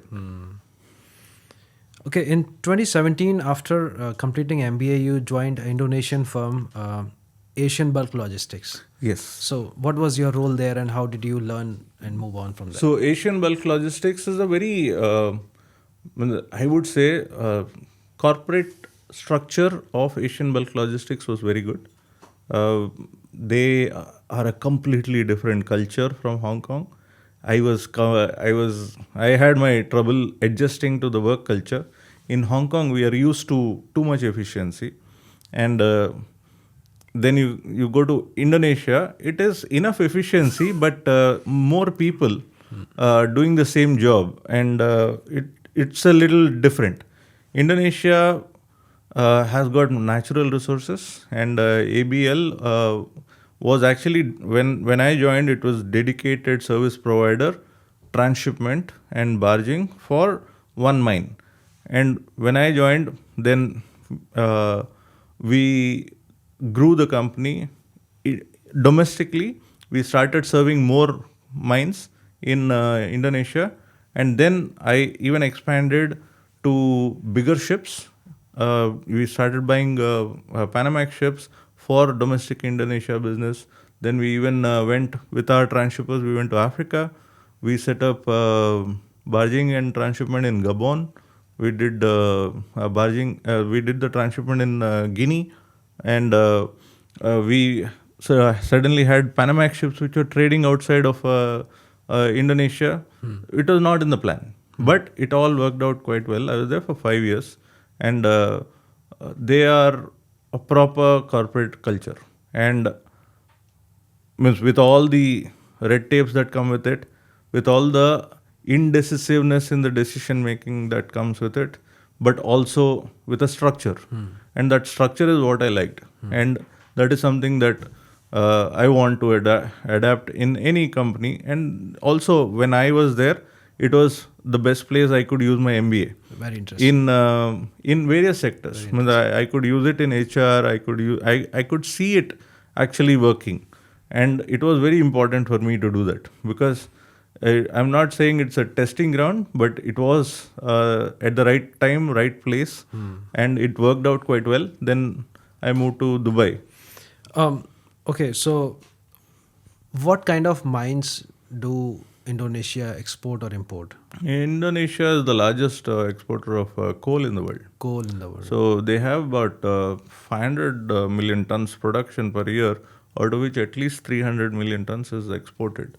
And they are also getting to be the largest in nickel now, because all the nickel or even the smelters, nickel used to go out of Indonesia and then it was banned. But nickel or smelters are they are highly polluting, and the nickel that you get is only a small percentage of the sand that you have. So disposing that sand is very environmentally not friendly. So China has shifted all their machinery and industry to Indonesia, and now nickel is refined locally and sold. So where do we use nickel? Nickel in various things, in batteries of course, but they also are used in all kinds of metals. In you basically need nickel for making everything that is including aluminium. So including your cars and aircrafts and everything else. So nickel is used there. Nickel is used along with steel in everything that has to be malleable. I didn't know about Indonesia this much. Interesting. So what all parts of Indonesia are the mine-rich places? Mine-rich places, the Borneo Island is it's the only island in the world which has got 3 countries on one island. It's got Brunei, it's got Malaysia, and it's got Indonesia. And the resources are very high. So the coal is all from that island, and Sulawesi is all nickel ore. Okay. And there are various other islands which have got small reserves, but Java has got very small reserves of thing. Java is very big though. Java is the most populated island in the world, but no place for mining. So most of the mining happens in Borneo or Sumatra, and nickel ore mining and smelting, everything happens in Sulawesi. So you'll find the GDP of Sulawesi is 3 times that of the rest of Indonesia. Interesting. Okay, so how did you decide to move on from ABL, and what was the reason behind? The reason was basically that I could see that Africa is the next stop. Africa was booming. Africa has grown quite a bit. The mineral wealth in Africa has always been there. It is being tapped more, I would say, more sustainably. It was being tapped by companies which are listed entities and coming in with responsible mining. And it was not a haphazard business anymore. It was more structured. More countries are getting into the phase of being good exporters of material, competing with Australia, competing with Brazil, which was never the case. And that was pending for a long time. So I've been in Africa. I've worked, even when I was in Hong Kong, I worked in Africa. And with Indonesia, I went to Africa. So I thought this is the right time to be there. And ABL did not have the same vision. So I had to move before it gets too late. So I came here to Dubai and started my own company. Yeah, we'll come to that. So, as you mentioned in our talk, that Guinea has the largest reserve of bauxite. So, was this the reason that you decided to move to Africa? Guinea always had the reserves. Actually, Guinea Shipping Corporation was being managed by me when I was in Hong Kong in 2010. And nothing really happened. And the boom that I'm talking about is not, it has never happened in the history of the world that the boom that you're seeing in Guinea has happened, which is not imaginable. I'm talking about in 2015, the export of bauxite to China was 300,000 tons in the whole year, 2015. Now in 2024, it was 147 million tons. So you can see the amount of growth that is there and the amount of opportunities Potential, that are there. Yeah, true. And Guinea is just drawn out in such a way that it's got a very small coastline and a lot of reserves which are inland. So you need a lot more logistics, you need a lot more effort, And Chinese came in with the same thing as they've done with every other African country. You give your minerals to us, and we will do infrastructure. But they don't tell you that they will do infrastructure only for their mines and not for the public. True. But Guinea Chinese are very big, and they have grown the business quite well. And they have done very well, and they are in the they are increasing that in all over West Africa. Guinea is the main stop, but of course in Gabon you have manganese, in Sierra Leone you have iron ore. Guinea has got the largest untapped reserves of iron ore in the world. There are projects from Mauritania, Morocco onwards. If you come down from Dakar to Douala alone, there are 160 mines of iron ore that are being developed by Chinese. And then you go down to the east coast or west coast, the peninsular area of Africa. Each country has got something going on in mining, and it's huge. It is also the time that for the next 50 years, Africa will be the is thing. going to be big. Interesting. So, how did you enter the market of Africa? Like I said, see, initially it started off with mainly it started off with Guinea Shipping Corporation. At that time, the new government had come in 2010, and the Chinese wanted to put money into Guinea, but they wanted so in the infrastructure play. The one of the things was the Guinea Shipping Corporation, but they didn't want to put money inside Guinea. The shipping corporation was set up by a Danish guy in Hong Kong called Henrik Christensen, and he was introduced to me in 2010, and I went with him to Guinea.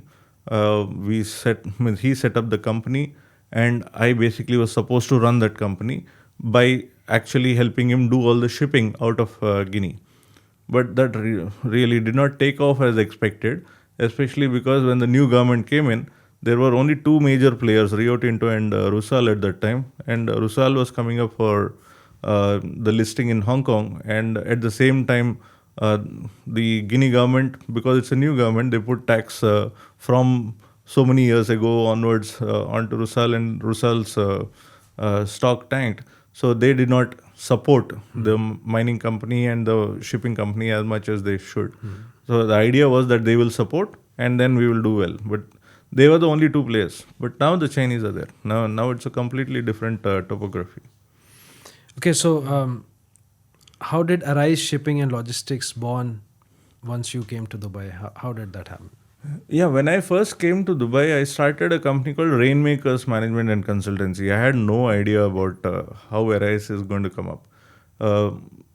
I came in, just wanted to do consultancy because I know Africa. I wanted to go to all the mining companies and offer consultancy service and see whether one or two projects was enough for making it happen. And we kind of bumped into Arise because we did a project from ABL into Gabon, but our charter was Norden. And they were doing the barging and the transshipment with equipment from ABL. So I went to Gabon. I met Norden.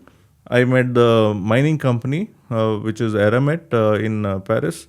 And then the port was being managed, or the other port, not the one which this manganese company, another one was being managed by Arise.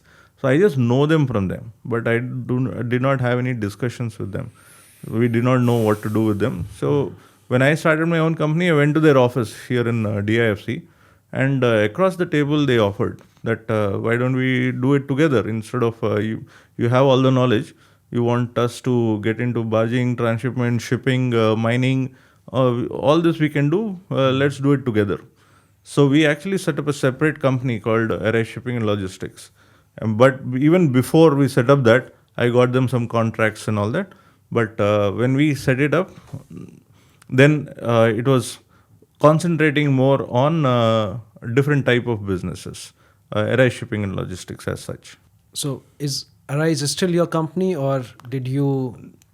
Yeah, actually, when we were trying to do mining logistics. Arise was actually doing timber logistics in Gabon. They had their own free zones, and they had a different vision about how to do mining logistics. They had their own. They had some percentage into some mines in Gabon, and they had different types of businesses in West Africa in different countries. So their vision was not aligning with our speed. Means we were very fast, and their vision was actually to go in a different direction. So we just had a chat, and they were 80%, I was 20%. So I bought over their 80% from 1st of Jan 2024, last year. Okay. So you bought Arise, and then So now, how's ASL born? yeah, ASL, means we were still marketing ourselves as ASL. So it was Adhira Shipping and Logistics, and I still wanted to have it as ASL. Then I was looking for changing the Adhira's name when the shareholding changed. So my wife gave me the name Adhira. She had seen it somewhere, and she felt it was the. So now it became Arise to Adhira Shipping. Yes, so the company is still the same. It is ex-Adhira Shipping Logistics. Now it is Adhira Shipping Logistics. So you work with Africa for a long time now, right? Yes. So how was the COVID in Africa when COVID hit in 2019-20? Yeah, during COVID, actually, means I was still in ABL, and I went to Guinea. But again, Guinea, and we even worked in Sierra Leone at that time. And Sierra Leone is a place where Ebola was. So for them, COVID and the restrictions, the precautions were not such a big thing. COVID in Africa was more like a cold cough. They probably you're not following, and so it was scaring you more that they should follow. And they did have the usual filling, and you see your vaccinations and all that, but none of their population was vaccinated. Again, I'm saying not all Africa. During COVID, I only went to Guinea, and we were working in Guinea and Sierra Leone, and during that time we saw not much effect. Means for them, Ebola was much bigger, and even during that time, there were some cases of Ebola in Sierra Leone and Guinea on the border, but it was very far away from Conakry. Okay, so you also brought a floating crane from a friend and started a business in Guinea. So how did this opportunity arise? Actually, when this was still when I was doing it as Adhira Shipping and Logistics. We were looking actively for more barging and transshipment opportunities. We had, I made a very good friend in Indonesia. When I was with ABL, he was CEO of another company, and there were 7 or 8 such CEOs of transshipment companies whom I knew, and we all wanted to do something together. This one actually materialized, the other ones did not. But I brought that floating crane. We had a 2-year plus 3-year contract in Guinea, and I brought that floating crane on a semi-submersible. They just bought it in China, and we put it on a semi-sub, brought it to Guinea, and it's already more than 2 years now. So what exactly is this floating crane doing now? It's handling iron ore in Sierra Leone sometimes. Is it but something mostly similar to Transshipper? It is, yeah, it is a floating crane, yeah. but it's a different type of floating crane. Okay. It is something that is required in Guinea. Because I've been in Guinea for so long, we had transshippers with conveyor belts, we had single crane ships, but this one is one big barge with 2 cranes on it. And that is the kind of floating crane that will do well in Guinea because of the weather, because of the cargo being wet.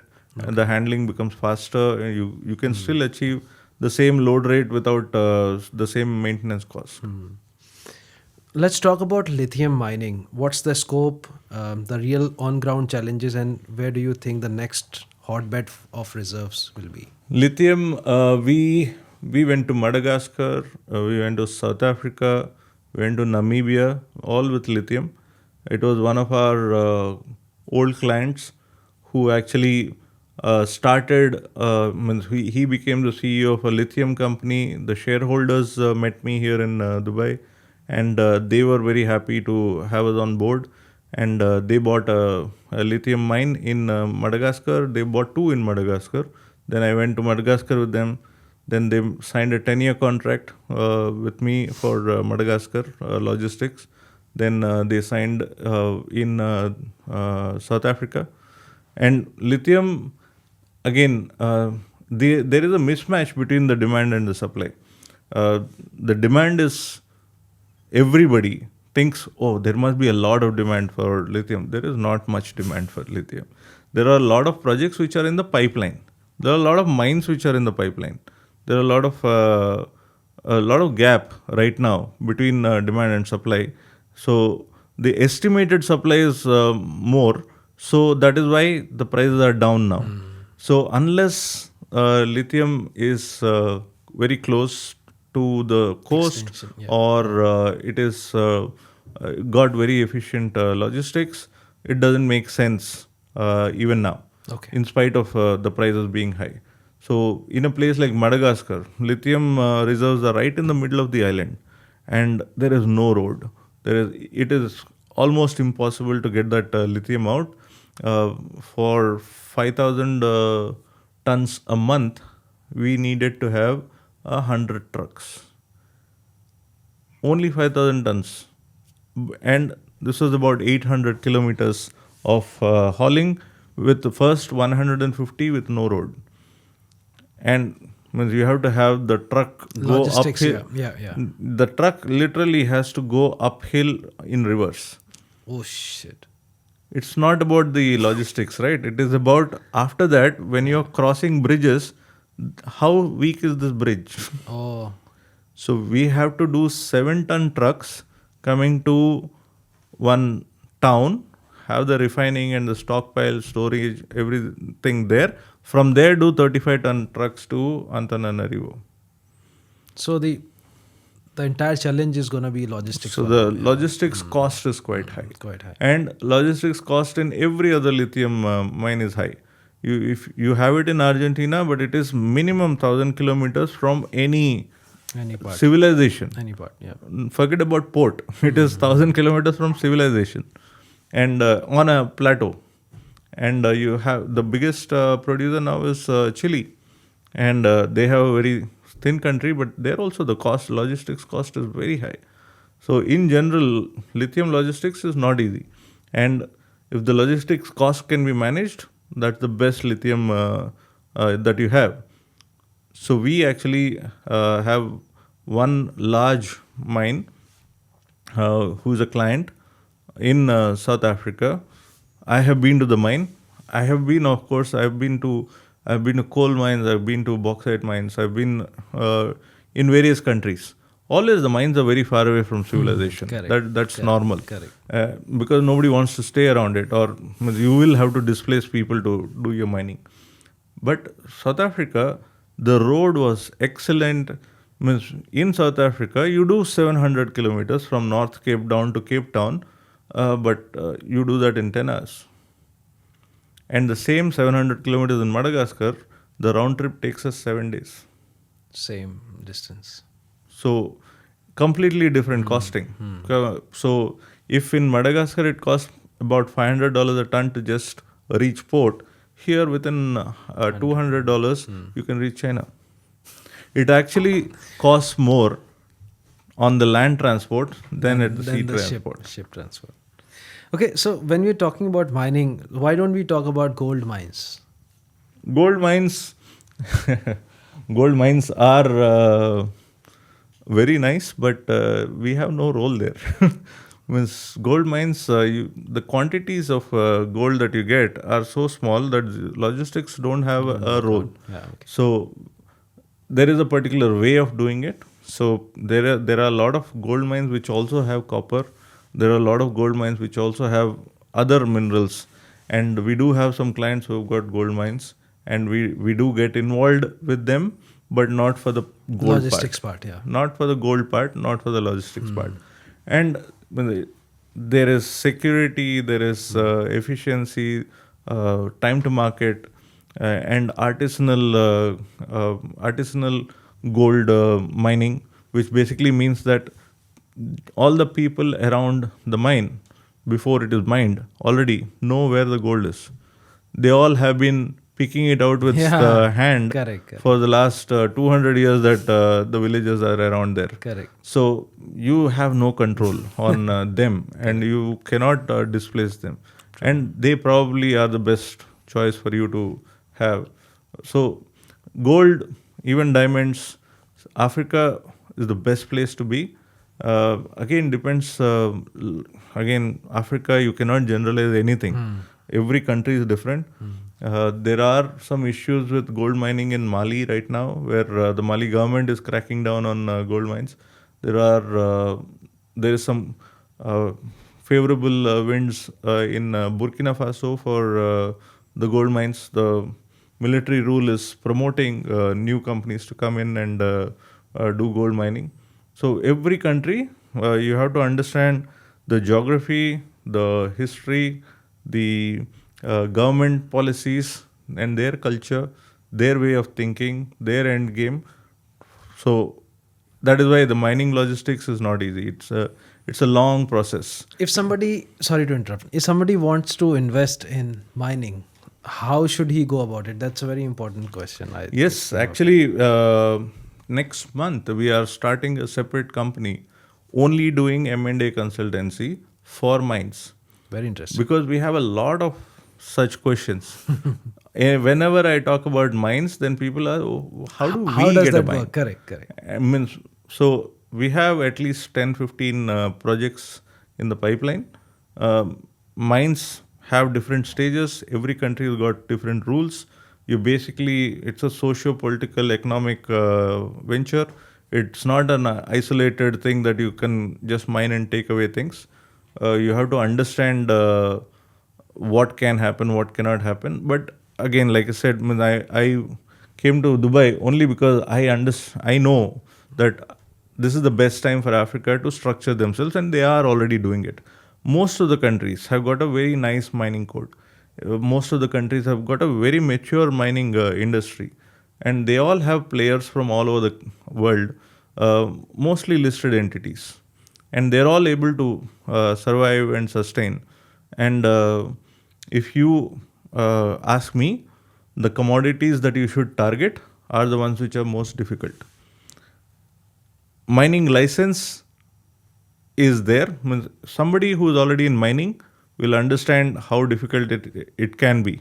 Means I do have one or two mining guys in India who want to invest in Africa.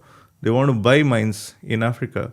But believe me, for them, they find it more easy to deal with the government here in Africa than with the agencies in India.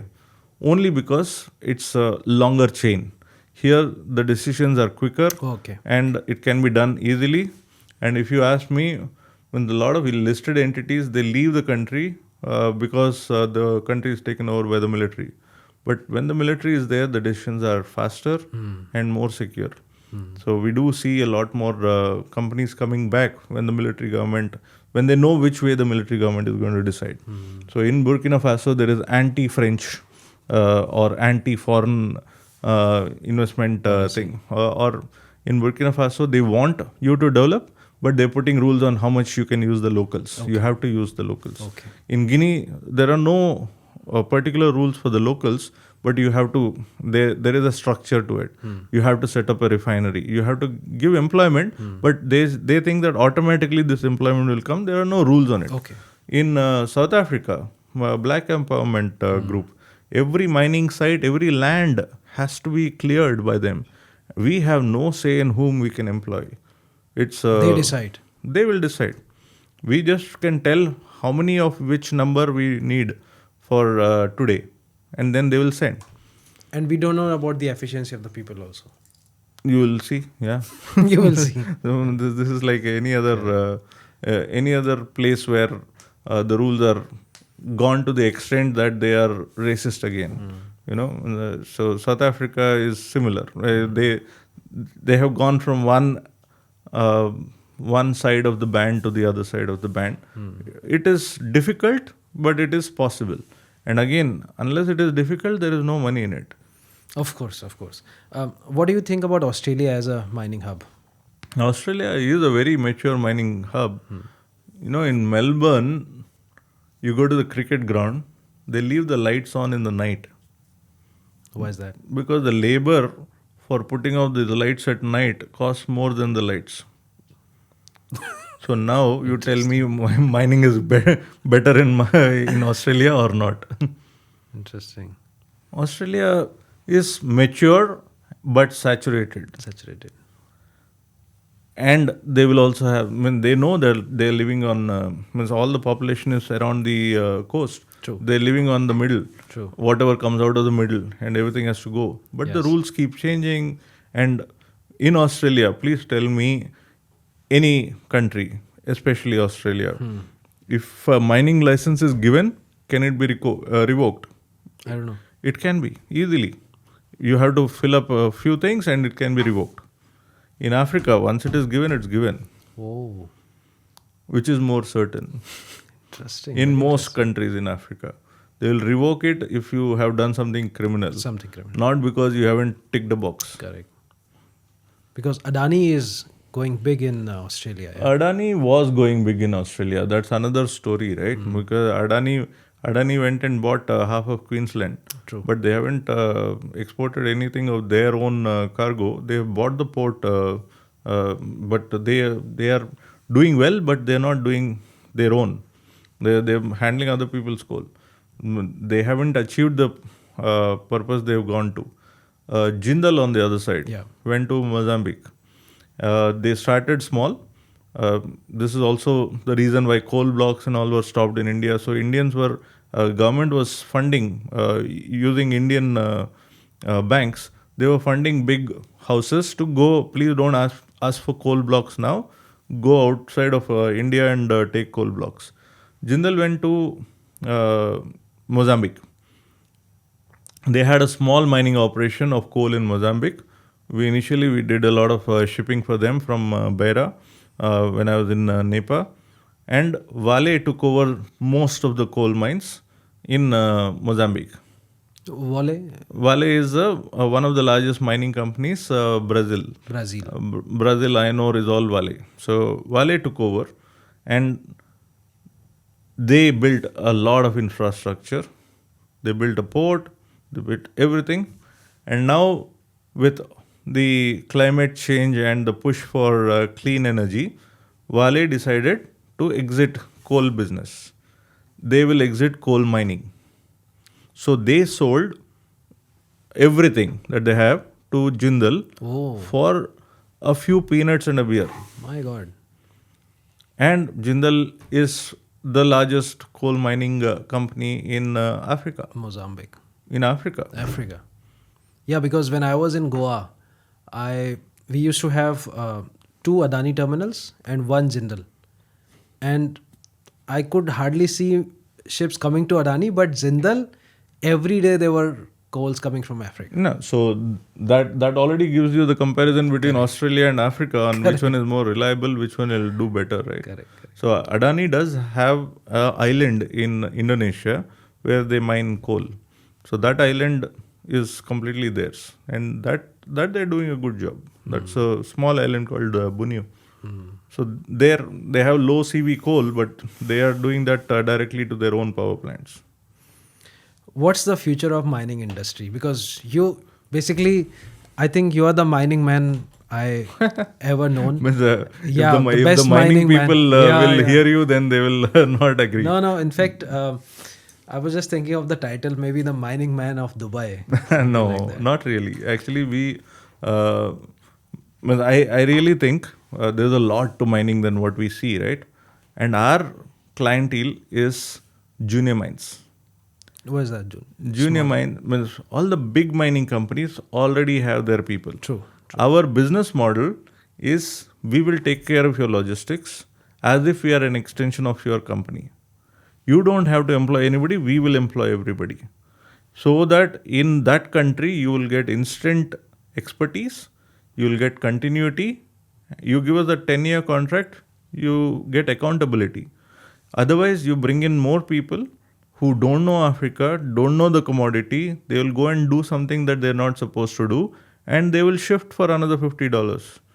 So what exactly have you Yes, achieved? yes. So that is possible only with junior mines. Junior mines means people who do not have big assets. Correct. They're doing mining for the first time, Yeah, or yeah. they're doing Africa for the first time. Yeah, yeah. So our all our clients are junior mines. And like I said, means I don't want to go to the big mines and sell because there is nothing to sell. They don't need me, and junior mines really need me. I'm rather better off with somebody who needs me. Yeah, right. So future of mining in the sense where? Future of mining in the sense like there's a lot of green energy thing is being talked about, let's say EVs or solar, because a lot of mines are being used to create the solar parts as well. So how is it? Because you keep digging. At a point, it'll happen. What happened in Goa? They put a ban because they were bloody cutting down all the cliffs also. You know? Yeah. So 2012. Exactly. Yeah, they were doing 120 million tons of iron ore, and suddenly it stopped, right? Zero. So that is when we had the transshippers all Yeah. suddenly stopped work. Odisha scrapped. Yes, Yeah, yes. Odisha Even scrapped. Goan Pride scrapped. Goan Pride, So mining in general, I think it's not going to go anywhere. In the sense, maybe some of the commodities, the volumes will reduce and increase, but all these commodities will have more and more need. If you ask me, all commodities, the demand is only going to increase. You can't tell me one commodity that comes out of the ground whose demand is going to reduce. Unless, yeah. So in all the years that EV has been growing, in the last 10 years, take the 10 years and tell me whether coal volumes have been reducing or increasing. Whether oil volumes have been reducing or increasing. Yeah, correct. Because EV is there, but coal is necessary, oil is necessary, because the infrastructure is already built for those. So whatever EV comes, you are building infrastructure for that. True. And you can actually shift some of these coal-fired power plants into gas-fired power plants. And that is happening only on small scale. The rest of it, otherwise, the amount of coal that is mined, the amount of iron ore that is mined, the amount of bauxite that is mined, the amount of manganese, copper, you take any commodity, all the amounts have only increased. They have not come down. Not because of EV, not because of anything else. And if you have solar increasing, the solar panels are made of aluminium. Aluminium comes out of alumina, alumina comes out of bauxite. So these are just one small product that bauxite serves. Correct. Right? So I don't think mining is reducing. It will change places depending on rules, regulations, and reserves being found anywhere. But in general, I think all geologists will agree that most countries, you know what is there, what is not there. You don't have to dig to know. True. So most countries, they can do a general scan to understand what is predominantly there. Okay, and then it is about cost of it not being sustainable previously, but there is new technology to make it sustainable now. So Guinea iron ore has been, it's been there. The largest untapped reserves of iron ore in the world are in Guinea. Never been tapped, never been exported, but now there is a push to make it happen. And it will happen by end of this year, otherwise next year it will happen. And this is the same case with everything else. All what was concentrated in Brazil and Australia is all going to diversify, and the mining is going to be in somewhere else. Only condition for that statement is right now the largest consumer of all these mined commodities is China. The manufacturing is not dispersing to other countries. No, it's not. Slowly it is coming into Vietnam, slowly is coming into India, but not at the speed that it should. Yeah. So if tomorrow China says we are bankrupt, then what do you get? All the mines which are presently producing will have to stop because their market is only China. It can be any commodity, but the final market is China. Final market for nothing is US or not for mined commodities, right? The mined commodities have to go somewhere, get processed, become something, and then finished goods go to the rest of the world. Different part of So there is if the labor costs are high, there is no mining. If there is no industry. So wherever the industry is, so China has got the industry, India has got some industry, but India is also India has got its own bauxite, but it is not enough. It still imports bauxite from Guinea. Correct. India has got a lot of reserves, but they also have a lot of population. So they have to balance one against the other. And do you really want to give this whole land of 1,000 square kilometers away to a mine, or you give it to a city? People, yeah, true. Also, if you remember, the Trump recently said to Ukraine that you have a very special rare earth material. Was he talking about anything particular? Yeah, there are some particular rare earths, but what he is talking about is Ukraine actually said that they have rare earths. Yeah. Not that Trump said. The Trump government actually proved them wrong that they don't have as much reserves as they say they have. In US, they made a list for energy sustainability. They made a list of critical minerals that the US requires.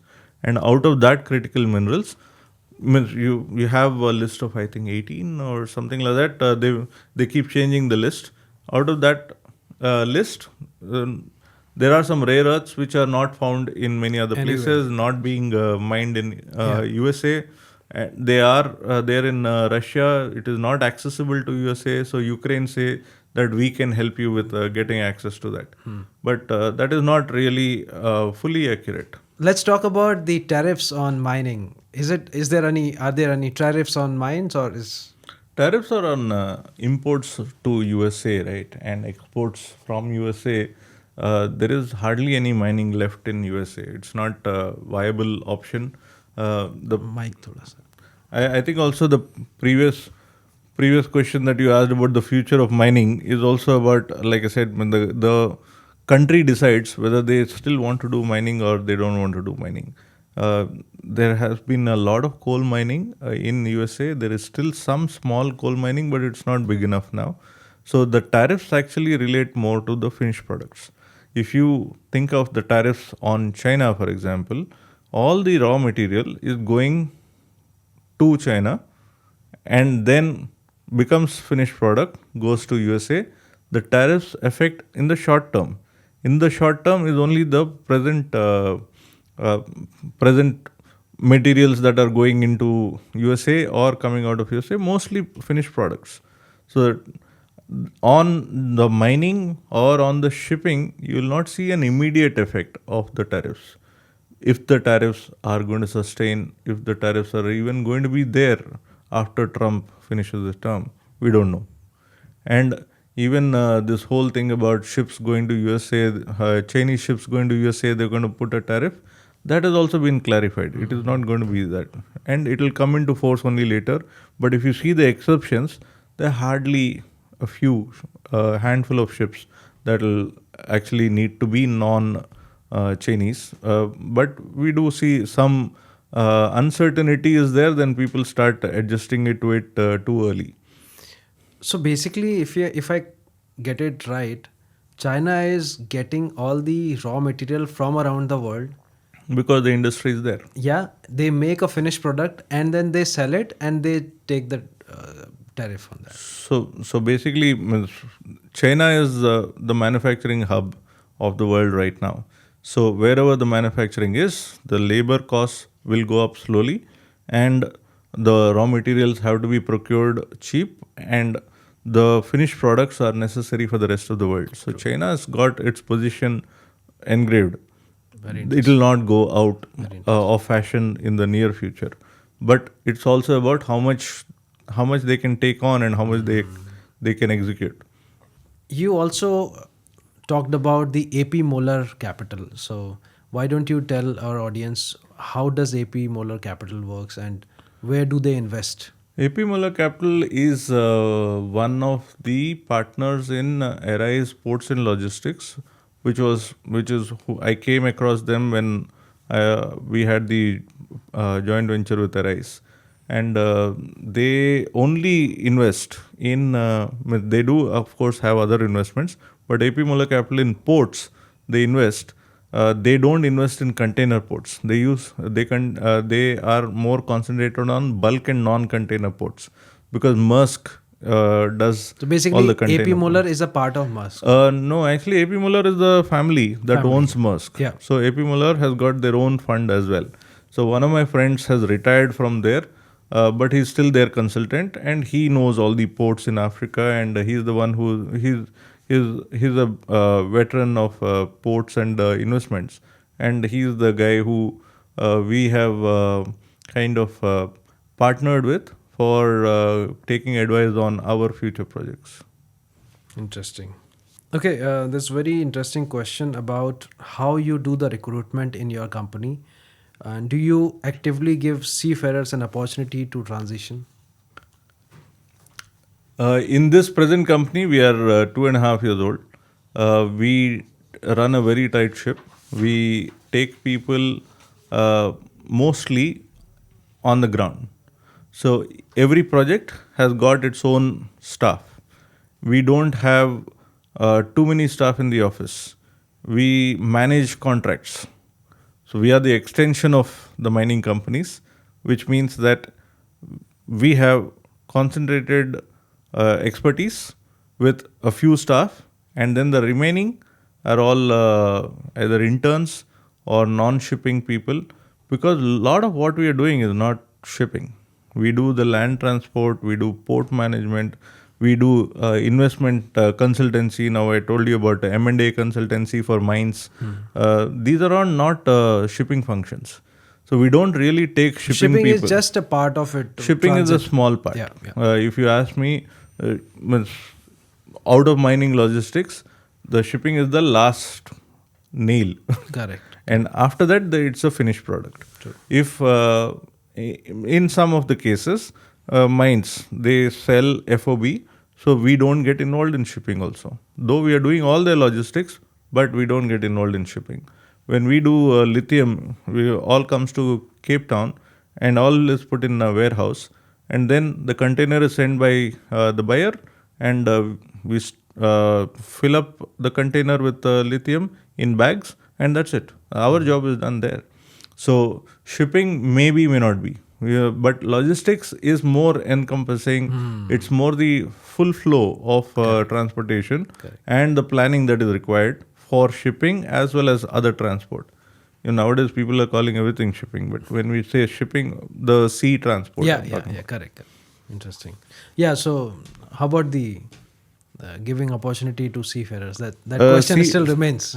Seafarers, I am happy to give opportunity, but one of the main things with the rest of the staff that I take also, it's more about attitude.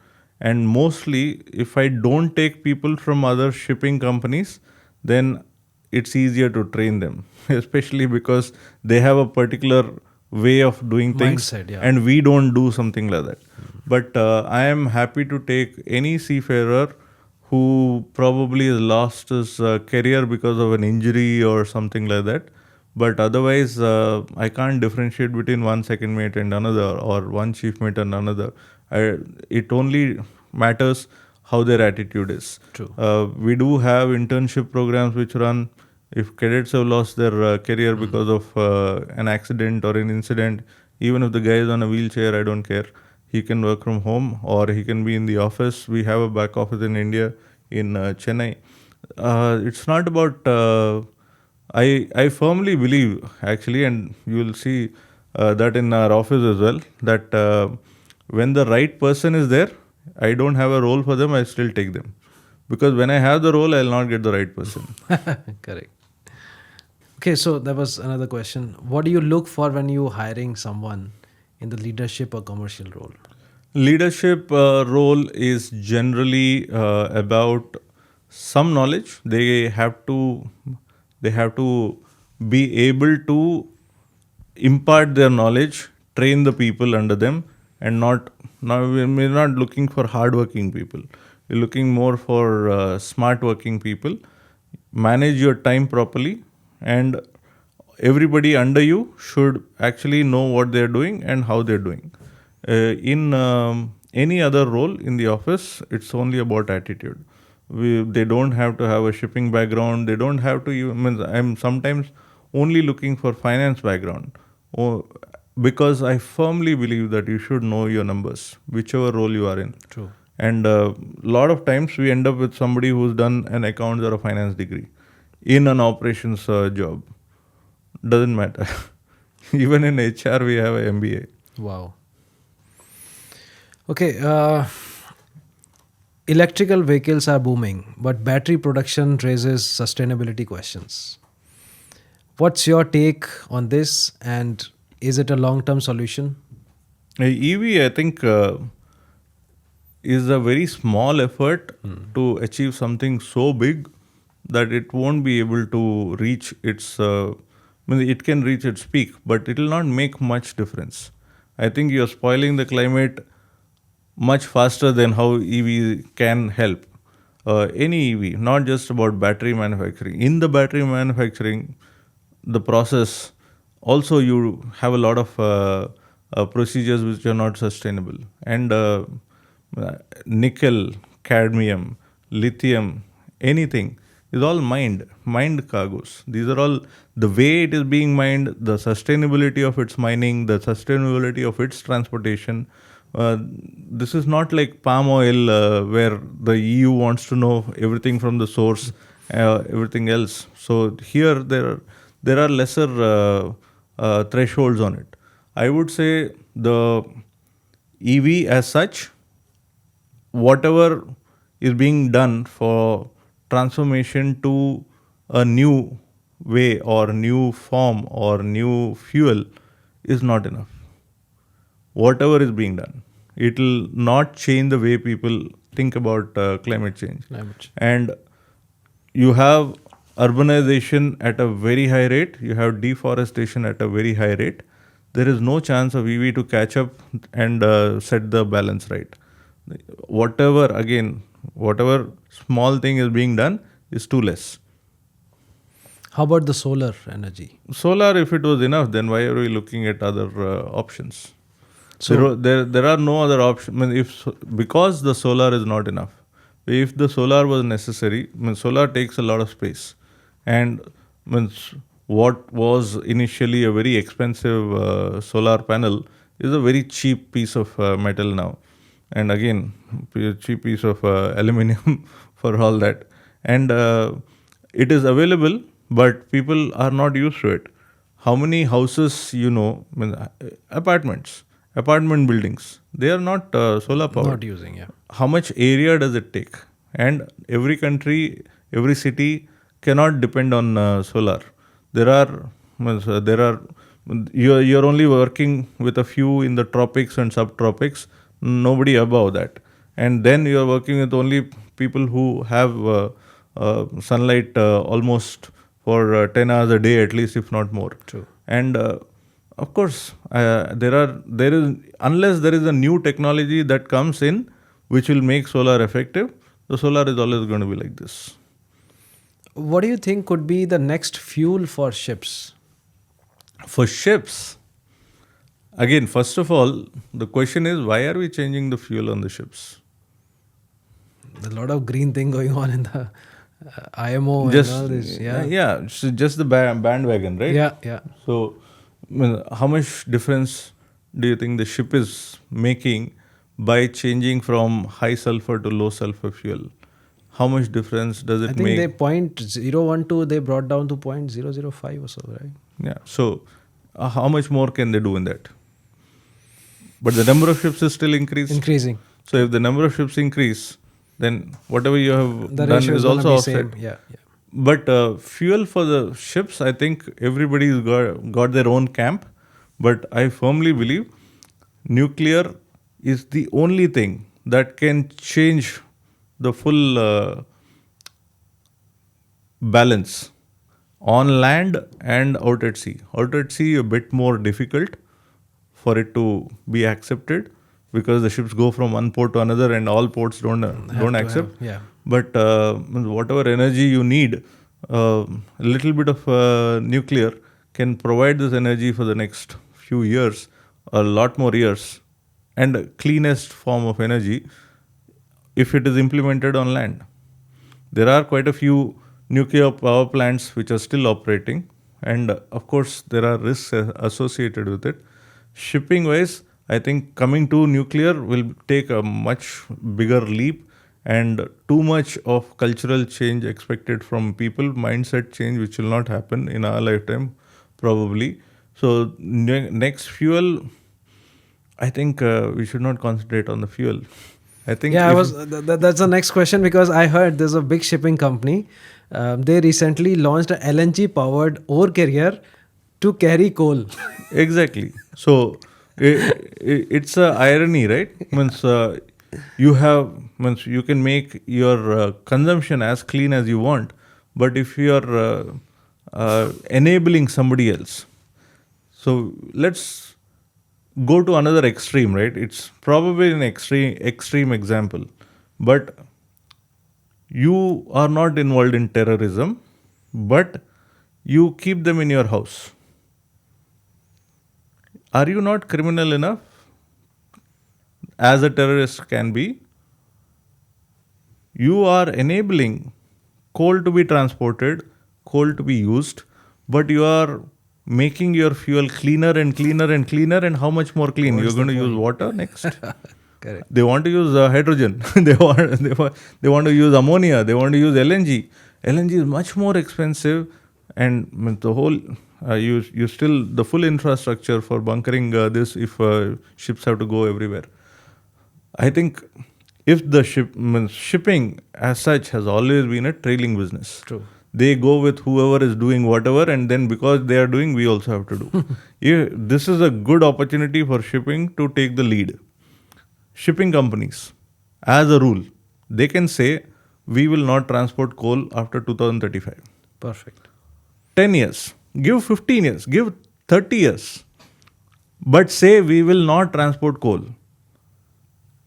Then you are actually enabling a change. True. By making your sulfur from 1% to 0.5%, you are just eyewash, right? True. The change that you want to make can be much greater if you take the lead and say, okay, the world is going bad with fossil fuels. We will not carry fossil fuels. The unity of the ship owners is not there for that.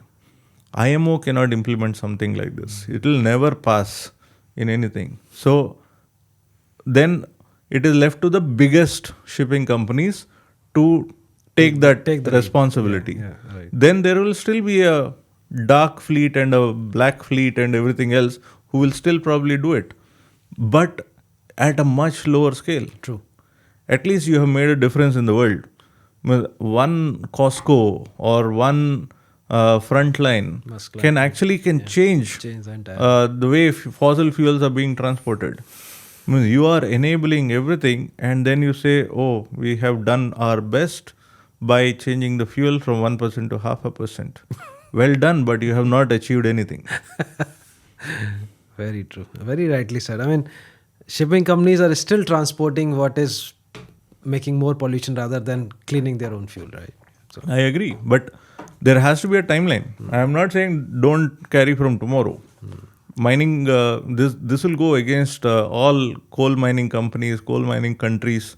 But within the country, if you want to transport, that is the country's problem. But at least don't do ocean transport. correct. Okay, so we are about to close our argument and discussion and everything.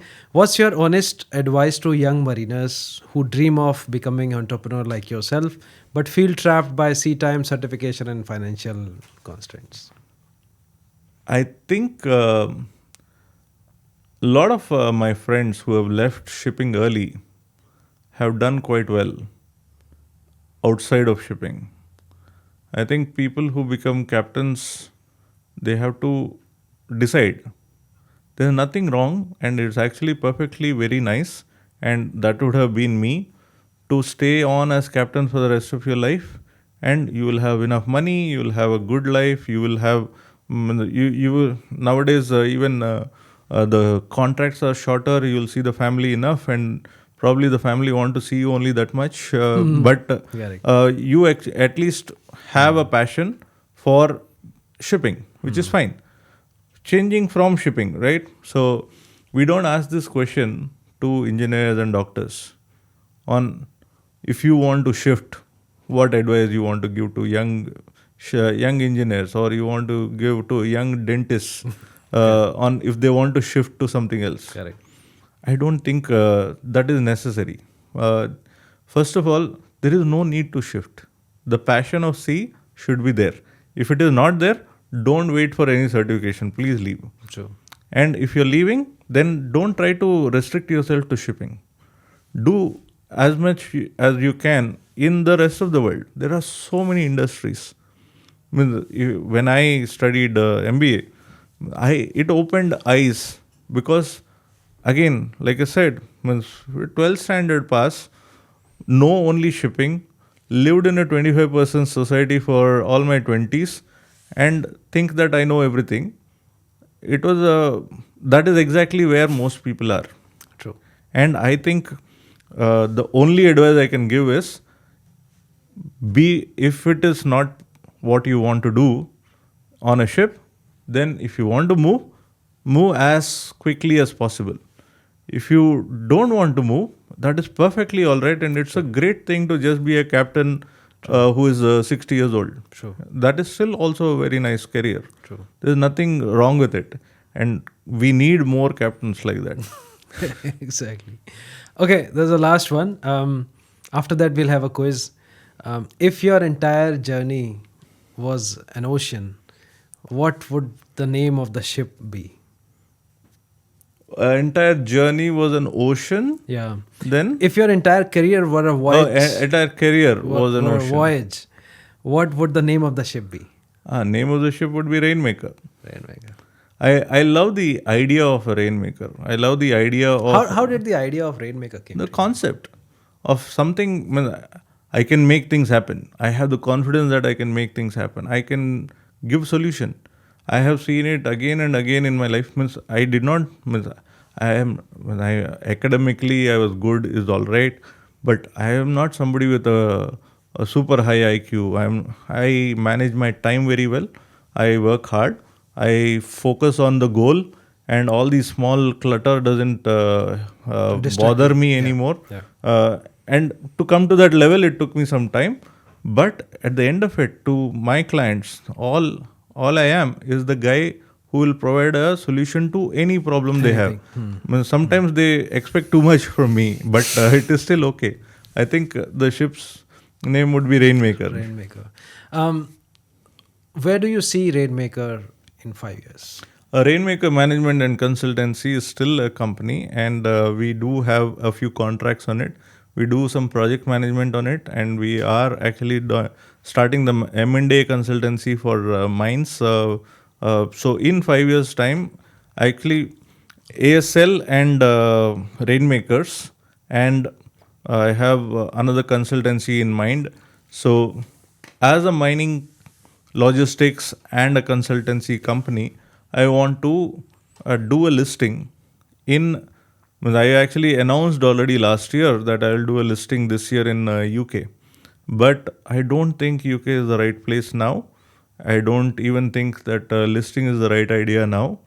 I may look at it later, but I want to do a listing in the next even say 5 years time, doesn't matter. There's no hurry for doing it. Yeah. But I want to have the legacy. I know my children are not going to join my business, but I still want somebody to run this business, keep the business.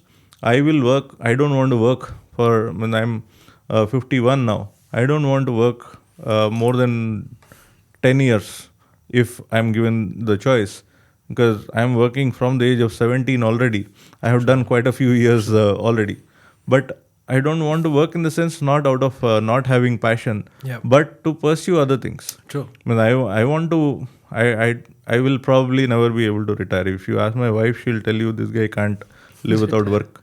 But I'll pursue something else that is passionate, and I will probably do a doctorate, or I'll maybe write a book, depending on what idea I can get out of it. But again, means, You could definitely write something about mining, like the entire mining industry. again, I am not very old in mining, right? Means, I am older in shipping than in mining. Correct. But among shipping people, I sound like the expert in mining. Yeah, true. So imagine among mining people, I still sound like a kid, right? Okay, so let's get to the quiz. Quiz. Yes. Which country is the largest producer of bauxite, aluminium ore as of 2024? Bauxite is Guinea. Guinea has taken over Australia in 2022 or 23. Perfect. What is the primary use of lithium in modern industries? Primary use is for batteries. EVs, yeah.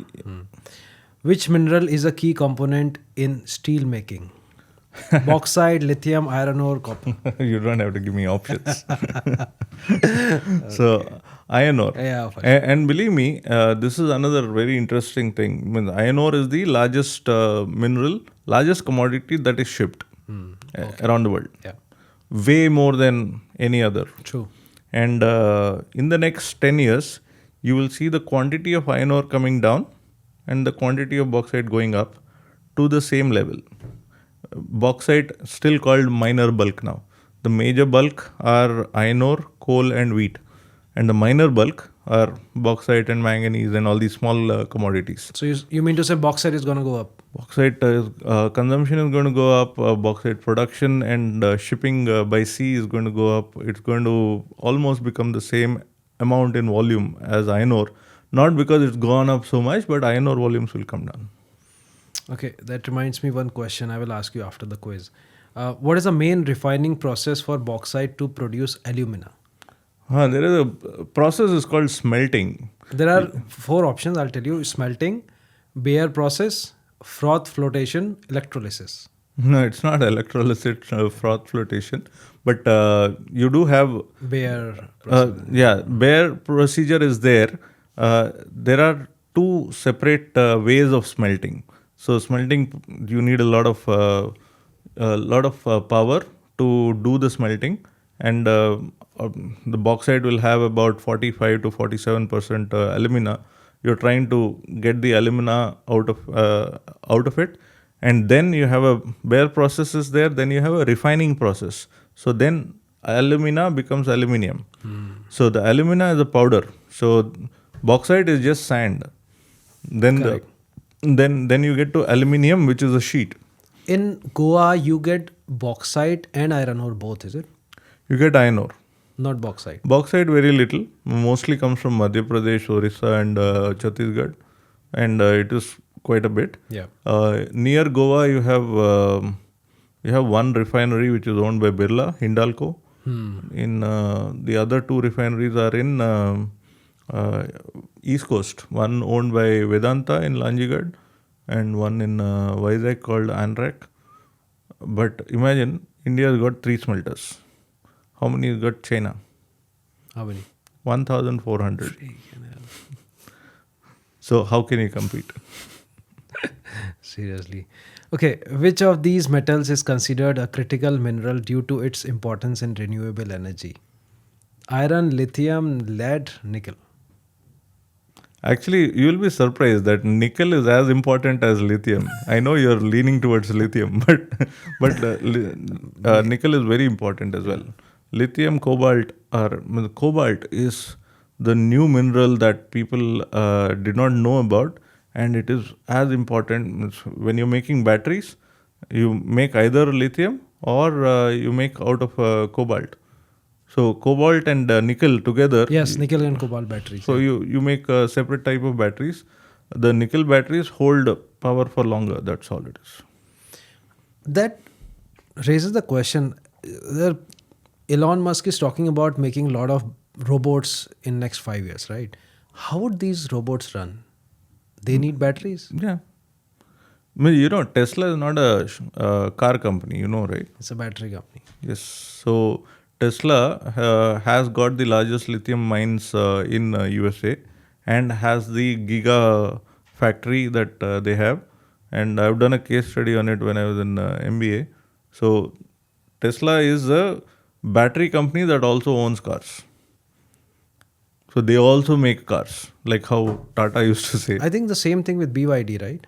BYD, It was BYD by necessity. They are not a battery company, but by necessity. BYD is much bigger in scale than Tesla. True. What is the biggest challenge in lithium mining? Lithium mining, because of the access to port. Yeah. Your logistics is the biggest challenge. I mean, the refining process is not very expensive, and the production is not very expensive. The transportation is killing the lithium market. And it also says that water usage and pollution is also there. That is with every mine. Yeah. You take any mining, the water table goes for a 6. You have pollution. You have means after you mine, then you don't know where to put the rest. True. When you do coal mining, there is an overburden. You take out 10 to 12 meters of sand to reach coal. Where do you put the sand? Correct. In bauxite, it is opposite. The mining is very, very cheap. So you have 10 to 12 meters of bauxite and then sand. Oh, so you don't have to go down. It's on top. It's surface mining. Correct. Interesting. Which region holds the largest iron ore reserves? Which region? Iron ore reserves, there is Australia, which is the biggest as of now. Brazil is there. Australia and Brazil. Brazil is there, which is also big. But there are a few countries where it is untapped. But okay. Let's not talk about that. What is spodumene in lithium mining? Spodumene. Spodumene. So spodumene is the concentrate that you make out of refining the lithium. So the process is not very difficult, and we actually, when you come out of the mine, when I said in Madagascar, 150 kilometers, you go to a town, we make spodumene there and then fill that into bags, and that spodumene goes to Antananarivo and Tamatave. So the stone that you showed me yesterday was spodumene? No, that is lithium. Okay, so how do you, what is the difference between this Spodumene stone? is a white powder. Okay, so you crush it or something? You crush it and refine it. In the sense, you use a few chemicals, and you use a layered water column, and then you get spodumene. What factor most influences iron ore pricing? Iron ore pricing. What factor most influences? It's very like, okay, you so know I that. think it is the mining cost itself. Gold market trends, demand from China's steel industry. It's all demand from China. China. So the steel industry is run by China. True. And that is also the reason why most of the manufacturing can't shift out. What emerging technology could disrupt traditional lithium extraction? Hydraulic fracking, direct lithium extraction, DLE from brine, underground coal gasification, biomining with Oh, bacteria. you have so many options. For No, I think, lithium, the brine option which is there is a new technology. It has not progressed as much as the others. And it basically, it's like harvesting salt from water. So if that comes in, then the mining will become obsolete in lithium, and you will have more of drying the brine to get lithium. And that process is there in some of the countries, but it is not even sustainable. So Canada, for example, has got lithium mines which are so up north, and there are the reserves are in brine form, but you can't access them. you can't extract because there is no sunlight. Yeah. So you can't all under the you can't produce the heat. You can't produce the heat that is required. So it is too much cost for something like that. Okay, so I was left with a question. If somebody wants to invest in mines, how much should be the capital? How should he go about it? Depends on how big is the mine. So uh, there are various sizes of projects, and depending on the time at which you procure, the cost goes up. Believe me, in Africa, the land is free. Is it? Can you imagine that concept is so alien to other countries? Of course. The land is free. You are, I got 3 gold mines in Africa for $1,200 admin cost. The land area for one bauxite mine is 500 square kilometers. For one gold mine is 100 square kilometers. The land is free. All they want is please do the mining and give us The commission or whatever. give Percentage. So the cost of doing the exploration.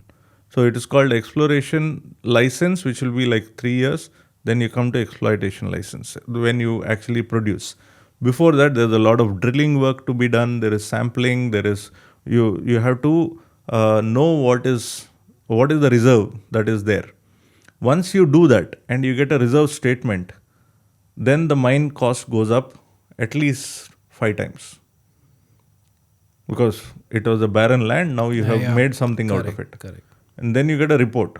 There is a standard format of reports which will show the process with which the geologists have done the search, and then you get to a price. So if you buy it at that stage, it will still be sustainable, not bad. Then you get mining license. To get to mining license, you have to do environmental analysis.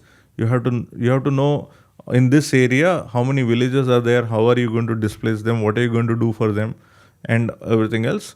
Once you get the mining license, the price goes tenfold. Yeah. Anything with a mining license can be. It's like you buy any land. What is it worth? Correct. So this land is worth much more because of this mining license. True. And then if somebody has already done the necessary work to come to production, so even after getting the mining license, in a coal mine it takes a long time because of the sand that you have to remove, which I told you about. Then you have to do a pit, you have to have the equipment. In a lithium mine, it is more quarrying. There's a big difference between quarrying and mining. Mining is something you take out of the ground. Quarry is more you blast a mountain and get stones. So most of the initial lithium is all quarrying, and after that you go underground, and you don't need to do so much drilling. And lithium is much easier. You will actually come into production maybe in 3 months, 4 months. In bauxite, it will take you 6 months or 1 year. In gold, it will take you maybe 2 years.